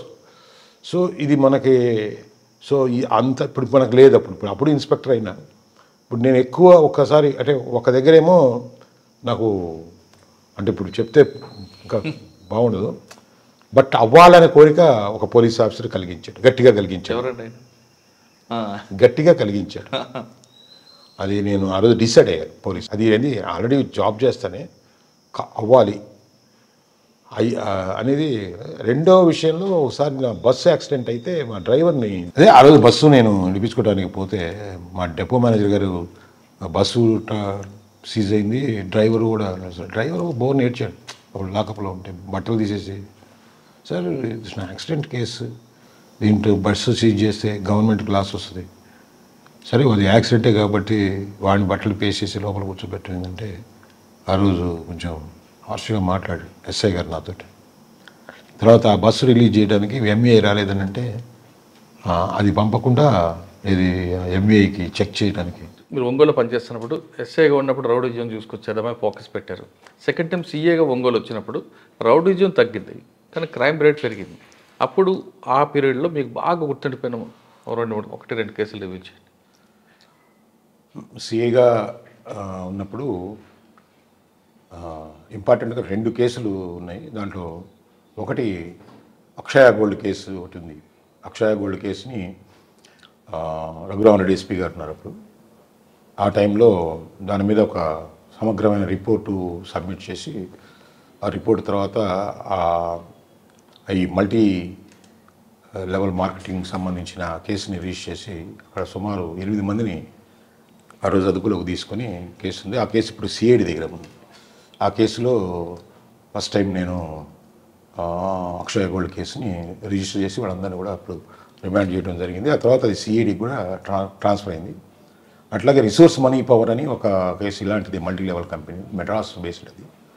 ఆ కేసు కూడా ఆ టైంలో రిజిస్టర్ చేసి మెడ్రాస్లో వాళ్ళందరినీ చాలా అతి కష్టం మీద వాళ్ళని అరెస్ట్ చేసి వాళ్ళని కూడా అది కూడా సిఐడికి తర్వాత ట్రాన్స్ఫర్ అయింది ఈ కేసులు. ఈ 2 కూడా ఈ ఫైనాన్షియల్ ఫ్రాడ్స్ దానికి సంబంధించిన ఒక పెద్ద కేసులు సిఐగా ఉన్నప్పుడు చేయడం జరిగింది. మరీ ముఖ్యంగా సిఐగా పనిచేసినప్పుడు ఒక మహిళ వేరే రిలేషన్లో పెట్టుకొని సో ఈ తల్లి వేరే వాడితో ఇంట్లో పర్సనల్గా ఉండటం చూసిన తర్వాత ఆ ఊర్లో పిల్లలు ఏంది మీ మదర్ వేరే వ్యక్తి వస్తున్నాడు, మీ ఫాదర్ లేనప్పుడు మీ ఇంటికి అని అంటే ఆ అబ్బాయి 9th క్లాస్ చదువుతున్నాడు, శారదా బాలకుటీర్ అని దాంట్లో చదువుతున్నాడు. ఈ పిల్లలతోటి సాటి పిల్లలతోటి నేను ఇప్పుడు ఇంకా చిన్నోడిని, రేపు నేను పెద్దోడిని అయిన తర్వాత ఆ ఇంటికి వచ్చేవాడిని చంపేస్తాను నాకు బలం వచ్చిన తర్వాత అని వాడు అంటం జరిగింది. ఈ విషయం ఈ తల్లికి ఎవరికైతే తల్లికి ఇలిసిట్ రిలేషన్లో ఉన్నాడో వాడు పెద్ద అయిన తర్వాత నేను చంపేస్తాడంట అని వాడికి చెప్పేసరికి వాడు ఈ రిలేషన్ మనం మెయింటైన్ చేయాలంటే నీ పెద్ద కొడుకుని తప్పించకపోతే నిన్నో నన్ను చంపేస్తారని చెప్పేసి ఈ తల్లి మైండ్లో పెట్టడం జరిగింది, బ్రెయిన్లో. సో ఈ ఒత్తిడికి ఈ పారామర్ ఒత్తిడికి లొంగిన ఈ తల్లి వీడే కొంచెం సైనైడ్ ఒకసారి తీసుకొచ్చి బాగలేనప్పుడు ఎప్పుడన్నా హెల్త్ బాగాలేదని చెప్పినప్పుడు అది మందులాగా ఇస్తే చచ్చిపోతాడు అని ఒక సైనైడ్ తీసుకొచ్చి తల్లి చేతికి ఇచ్చాడు. సో ఇది ఇలా ఉండగా ఒకసారి కొడుకు ఈ హాస్టల్లో చదువుతూ ఒకరోజు తల్లికి ఫోన్ చేసి నాకు కొంచెం ఫంగస్ లాగా ఎక్కడంటే అక్కడ దుద్దులుగా వచ్చినాయి అమ్మ, ఒకసారి అంటే నీకు మందు తీసుకొస్తాను ఉండమని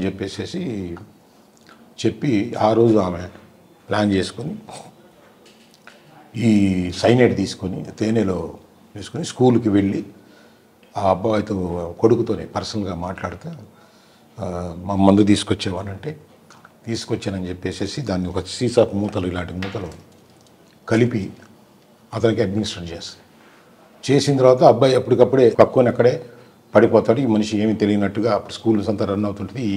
ముందు ఈ తల్లే క్లాసులో ఉన్న పిల్లోని పిలిచి ఈ విధంగా చంపేసేసి వెళ్ళిపోతుంది. ఆ రూమ్లో ఉండే పిల్లవాడు ఒకడు ఎదురొస్తాడు ఈమెకి. ఏందంటే వెళ్ళిపోతున్నారని అంటే ఏం లేదు ఇప్పుడే చూశాను బాగానే ఉన్నాను వెళ్తున్నాను కానీ ఈ పిల్లోడు ఇచ్చి చూడంగానే ఈ అబ్బాయి చనిపోయి ఉంటాడు. ఈ కేసులో నేను చాలా ట్రబుల్స్ ఫేస్ చేశాను. ఫస్ట్ ఏంటంటే స్కూల్ యాజమాన్యం ఏదో సంథింగ్ జరిగితే ఈ పిల్లవాడిని చంపేశారని, లేదని ఇంకొక రకంగా వీళ్ళందరూ ఈ కేసుని ఏదో తారుమారు చేస్తున్నామని చెప్పేసి ఒక చిన్న నా ఇన్వెస్టిగేషన్కి ఎదురు రాకుండా అడ్డుపట్టడం జరిగింది. అప్పుడు సబ్ ఇన్స్పెక్టర్ నుంచి ఆ స్టేజ్లో కేసు నాకు ఇన్వెస్టిగేషన్కి నాకు ఇవ్వడం జరిగింది.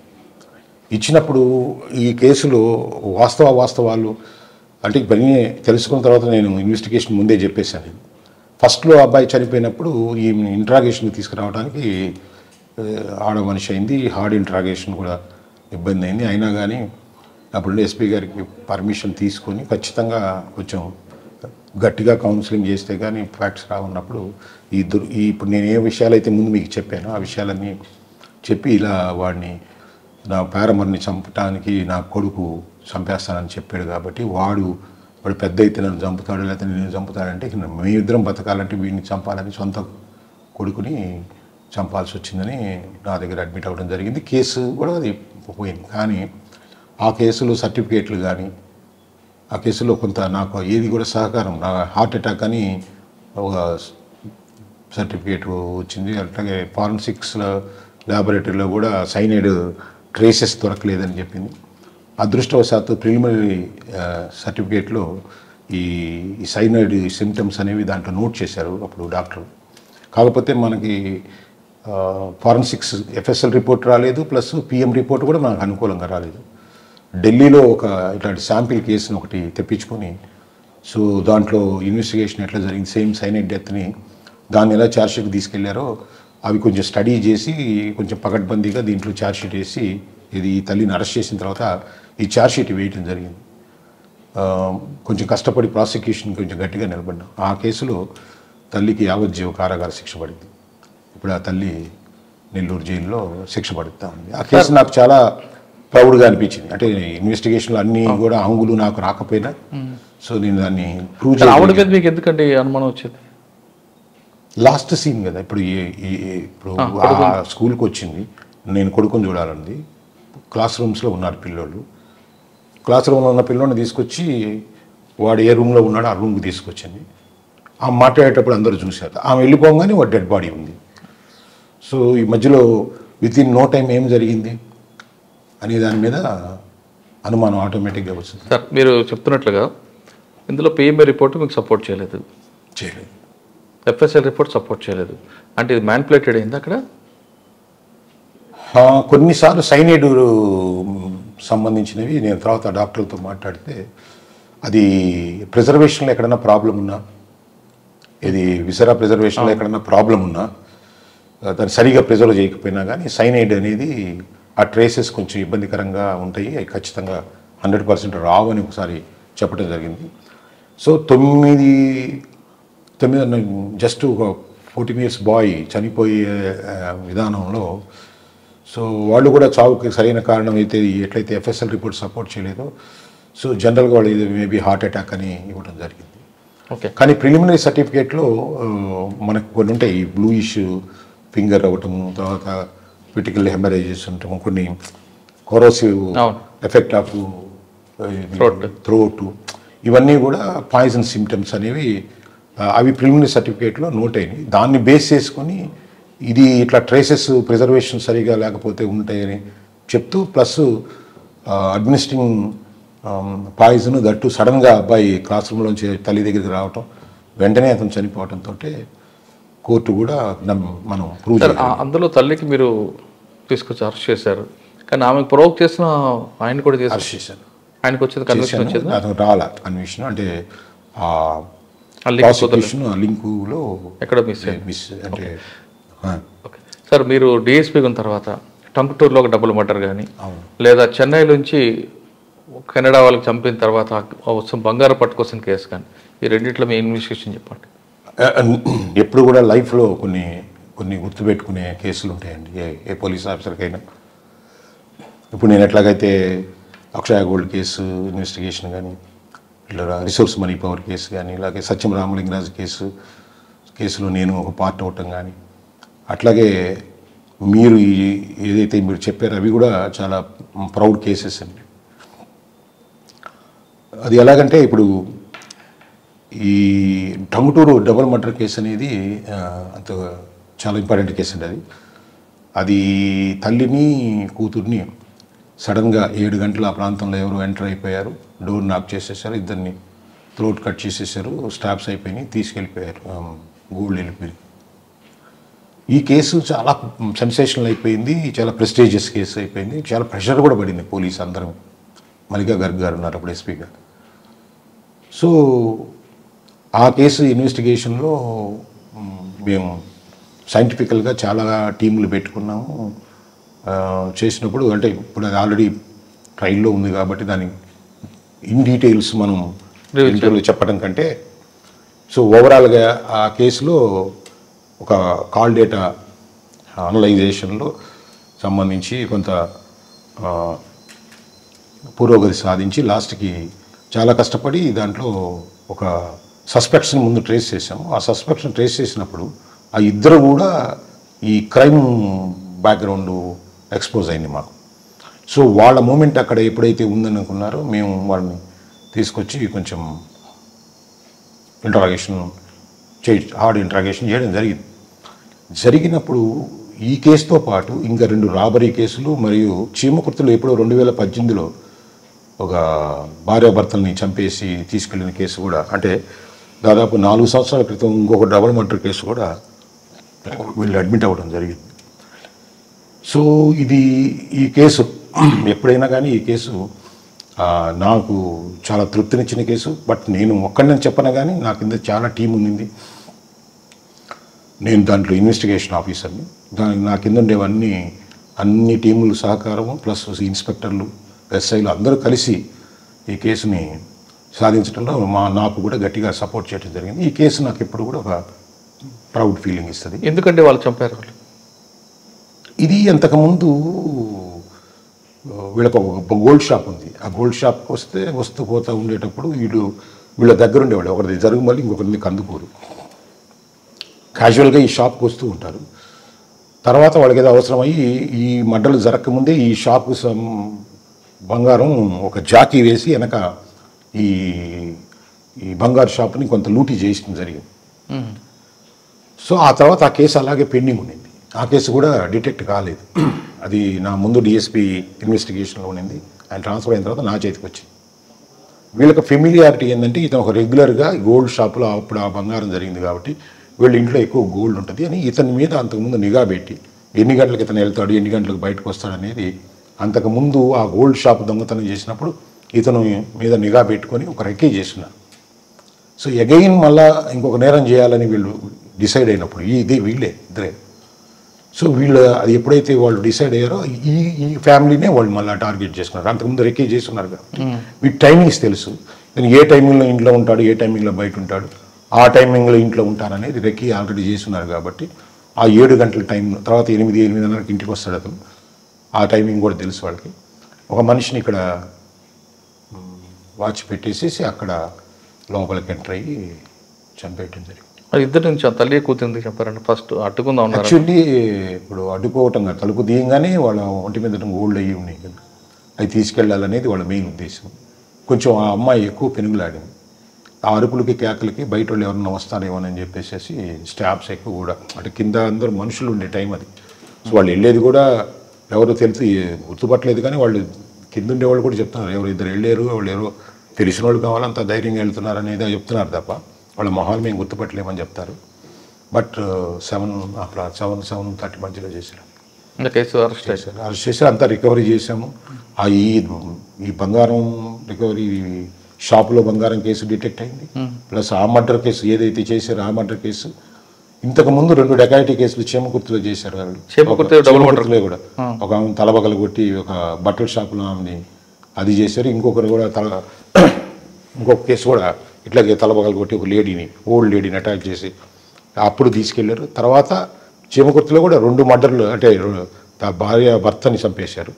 ఆ కేసు కూడా దాంట్లో ఒక ముద్దాయి అడ్మిట్ అవ్వడం జరిగింది. ఒక కేసు చేసిన దానికి వాళ్ళ పాత కేసులన్నీ కూడా ఆ కేసుతో పాటు బంగారు దోపిడీలు కానీ రాబరీలు అన్నీ కూడా ఒక 5-6 కేసులు దానివల్ల డిటెక్ట్ అయినాయి. దాంట్లో టీం అందరం పనిచేసినా కానీ దాంట్లో ఇన్వెస్టిగేషన్ ఆఫీసర్గా నాకు మంచి తృప్తినిచ్చే కేసు అది. ఓకే సార్, ఇంకో లాస్ట్ కేసు అనుకుంటా బహుశా నాకు తెలిసి చెన్నైలో మర్డర్ చేసి 5 కేజీలు బంగారుతో పారిపోయి వస్తున్న వాళ్ళని మీరు ఎలా పట్టుకున్నారు? పట్టుకోమని చెప్పింది ఎవరు? ఏమండి, ఇది చాలా పెద్ద కేసు అండి. ఇది కూడా ఒక ప్రౌడ్ కేసు. ఇప్పుడు లైఫ్ రేపు రిటైర్డ్ అయినా కానీ జీవితంలో ఏం సాధించామనటానికి కొన్ని ఇంపార్టెంట్ అయిన విషయాలు ఉంటాయి. అవి ఖచ్చితంగా ఇప్పుడు మనం కేసా కాదనేది కాదు, కానీ అది తృప్తినిస్తాయి మాకు జీవితం. సో ఈ కేసులో మన మల్లికా గారు మేడం గారు ఉన్నారు, ఒక ఎస్పీ మేడం గారు ఎక్కువ మెసేజ్ ఎక్కువ వస్తుంది. సో మేడం గారు ఆ రోజు మేడం గారి మెసేజ్కి నేను ఒక స్పెషల్ రింగ్ టోన్ పెట్టుకున్నాను. అంటే చాలా రింగ్ టోన్స్ చూడడం, కానీ మేడం గారి మెసేజ్కి ఒక సపరేట్ రింగ్ టోన్ పెట్టుకున్నాను. ఎస్పీ గారు ఏదో మెసేజ్ చేశారు, ఐడెంటిఫికేషన్. సో ఆ రోజు నాకు పక్కన ఆఫీసులోనే ఉన్నాను. ఆ రోజు మెసేజ్ వచ్చింది. ఆ మెసేజ్లో పలానా ఒక కారు ఉంది, ఆ కారులో కొంత ఎవరో మర్డర్ చేసి ఇట్లా పారిపోతున్నారు, కారు ఫోటో ప్లస్ వాళ్ళు ఆల్రెడీ మన జిల్లాలోకి ఎంటర్ అవుతున్నారు అనేది సమాచారం ఉంది. నేను ఇమీడియట్గా టంగుటూరు ఎస్ఐగా నా రసూల్స్ ఎస్ఐ ఎవరు ఉన్నారు, వెంటనే అలర్ట్ చేశాను. ఇమీడియట్గా అలర్ట్ చేసిన, ఫోన్ చేసేసి నువ్వు ఖచ్చితంగా ఎంతసేపు ఫాస్ట్గా వెళ్ళిపోమన్నాను.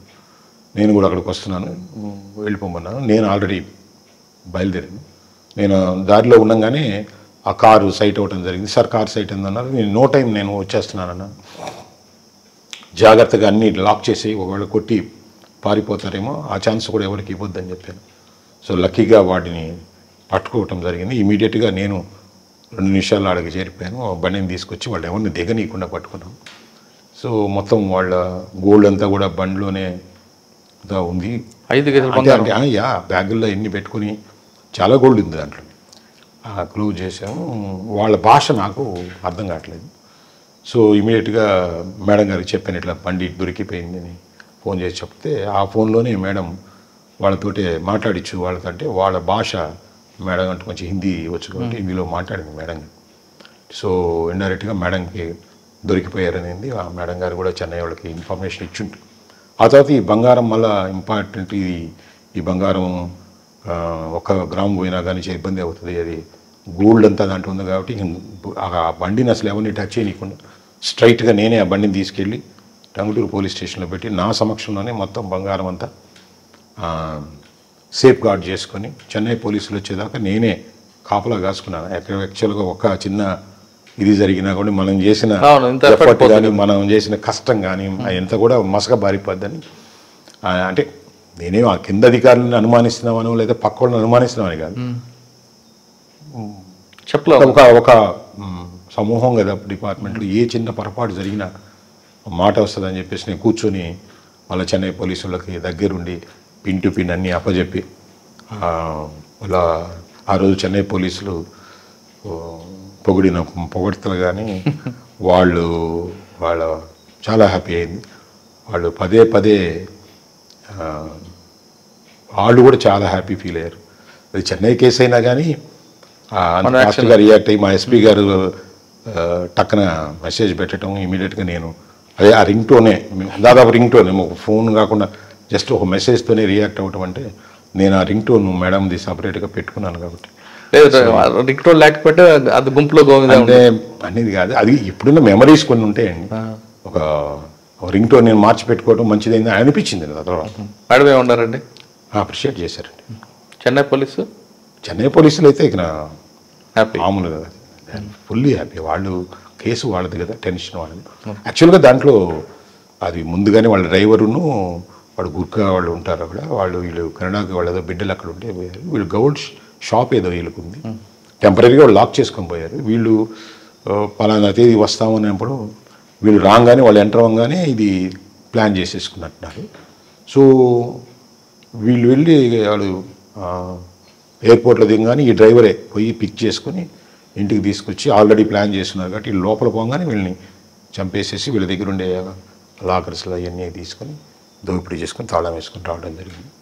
సో అది చెన్నై పోలీసు తమిళనాడు కేసు అయినా కానీ మన ఆంధ్ర పోలీసులు పట్టుకొని విత్ గోల్డ్ అండ్ ముద్దాయి, ఇట్స్ ఏ ప్రౌడ్ మూమెంట్. అట్లాగే ఇంకొక ఇన్సిడెంట్ కూడా ఉందండి చీరాలు. అది కేసు కాదు, అది శ్రీకన్య లాడ్జ్ అని ఒక లాడ్జ్ ఉండేది అక్కడ. శ్రీకన్య లాడ్జ్ ఎక్కడ? చీరాల్లో. ఎస్ అయినప్పుడు ఇందులో ఈ ప్యాసింజర్స్ దిగిన తర్వాత, సార్ నా డబ్బు పోయింది సార్, ఈ రూమ్లో డబ్బులు పోయినాయి అని చెప్తుండేది. ఏదో 1000 రూపాయలు పోయినాయి, 2000 పోయినాయి అంటే లాడ్జ్లో డబ్బులు పోవటం రూమ్లో ఏంటంటే ఎప్పుడు విచారించినా దాని తాళం మాస్టర్ కీ ఉంది, ఎవరు కంప్లైంట్ చేయట్లేదు, వీళ్ళు కంప్లైంట్ చేస్తున్నామని చెప్పడం అనుకునేది నేను. ఒక ఫారిన్ లేడీ దిగింది దాంట్లో, ఫారినర్. ఆ ఫారినరు నాది ఒక 10,000 రూపీస్ మనీ పోయిందని పోలీస్ స్టేషన్కి వచ్చింది. ఆ రోజు ఏదో చాలా బిజీగా ఉన్నాం, సిఐ గారికి ఏదో ఇన్ఫర్మేషన్ వచ్చింది. సో నేను సాయంత్రం ఉండి సిఐ గారిని కలిసి ఇది బందోబస్తు ఏదో ఉంది సంథింగ్. సరే ఇది బందోబస్తు కాదు, ఎవరో అమెరికన్ లేడీ వచ్చింది, డబ్బులు పోయినాయి అంటే చాలా ప్రాబ్లం అవుద్ది అది అంటే. ఏ హోటల్ సార్ అంటే ఏదో శ్రీకన్య లాడ్జ్ అంటే నాకు డౌట్ వచ్చింది. అప్పటికే 2 రిపోర్ట్లు డబ్బులు పోయినాయి అని వచ్చింది. అగైన్ ఒక ఫారినర్ కూడా మనీ పోయినాయి అంటుందంటే నాకు హోటల్ మీద డౌట్ వచ్చి ఆ రోజు ఆ రికార్డ్స్ అన్ని తెప్పించి, అంతకుముందు ఇట్లా నాకు కొంత మనీ పోయిందని చెప్పిన రికార్డ్స్ని కూడా వెరిఫై చేస్తే కామన్గా మేము అనలైజ్ చేసాం ఎవరెవరు పనిచేశారు అనేది. జనరల్గా ఓనర్లా పనిచేయరుగా, వర్కర్స్లో ఎవరన్నా చేస్తున్నారా లేకపోతే ఎవరన్నా ఈ కీని ట్యాంపర్ చేశారని చూస్తే కామన్గా ఒక పేరు వచ్చింది. ఈ 3 రిపోర్ట్లు జరిగినప్పుడు ఒక పేరు కామన్గా ఉంది. సో ఆ కామన్గా ఉండేవాడు డ్యూటీలో ఉన్నాడా ఆ టైంలో అంటే ఉన్నాడు, ఆ మనీ పోయినప్పుడు ఉన్నాడు. ఇప్పుడు ఎక్కడ ఉన్నాడు అంటే ఆడు ఇంట్లో ఉన్నాడు. ఆమెకు తెలుగు రాదుగా, ఇట్లాగే కూర్చోబెట్టాను. నా దగ్గర గట్టి ఐడి పార్ట్ ఉండేది, అప్పుడు చాలా హార్డ్గా ఉండేది. సో వాళ్ళు పిలిచి కామన్గా ఉండేవాడు, వాడిని ట్రేస్ చేసేసి నాకు ఫోన్లో చెప్పండి, ల్యాండ్ ఫోన్స్ కదా అని అంటే వాడిని పిక్ చేసేసి అక్కడే అంటే పిక్ అయ్యాడు సార్ అని. యాక్చువల్గా నా దగ్గర కూర్చొని మాట్లాడుతుంది, వాళ్ళు తీసుకొస్తే పక్క రూమ్లో హార్డ్ ఇంట్రాగేషన్ ఈమె కూడా కేకలు వినపడుతుంది. వాట్ ఆర్ డూయింగ్ అని, వెయిట్ అని. అడ్మిట్ అయ్యాడు సార్ అన్నాడు. ఎక్కడ పెట్టాడంటే చెట్లు పెట్టాడు సార్, క్యాష్ అన్నాడు. యాక్చువల్గా ఆమె ఢిల్లీలో డ్రా చేసింది ఆ డబ్బు.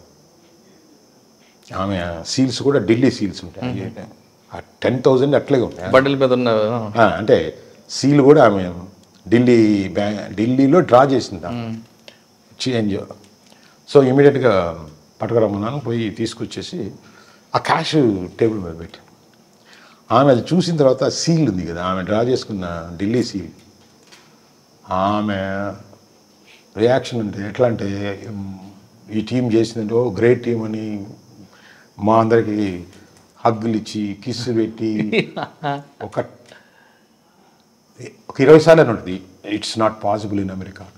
జస్ట్ నన్ను కూర్చోబెట్టి నా పోయిన మనీ తీసుకొచ్చి టేబుల్ మీద పెట్టేవాడిని. అసలు it's not possible in America అని మళ్ళీ మన సిఐ గారిని it's not possible in America.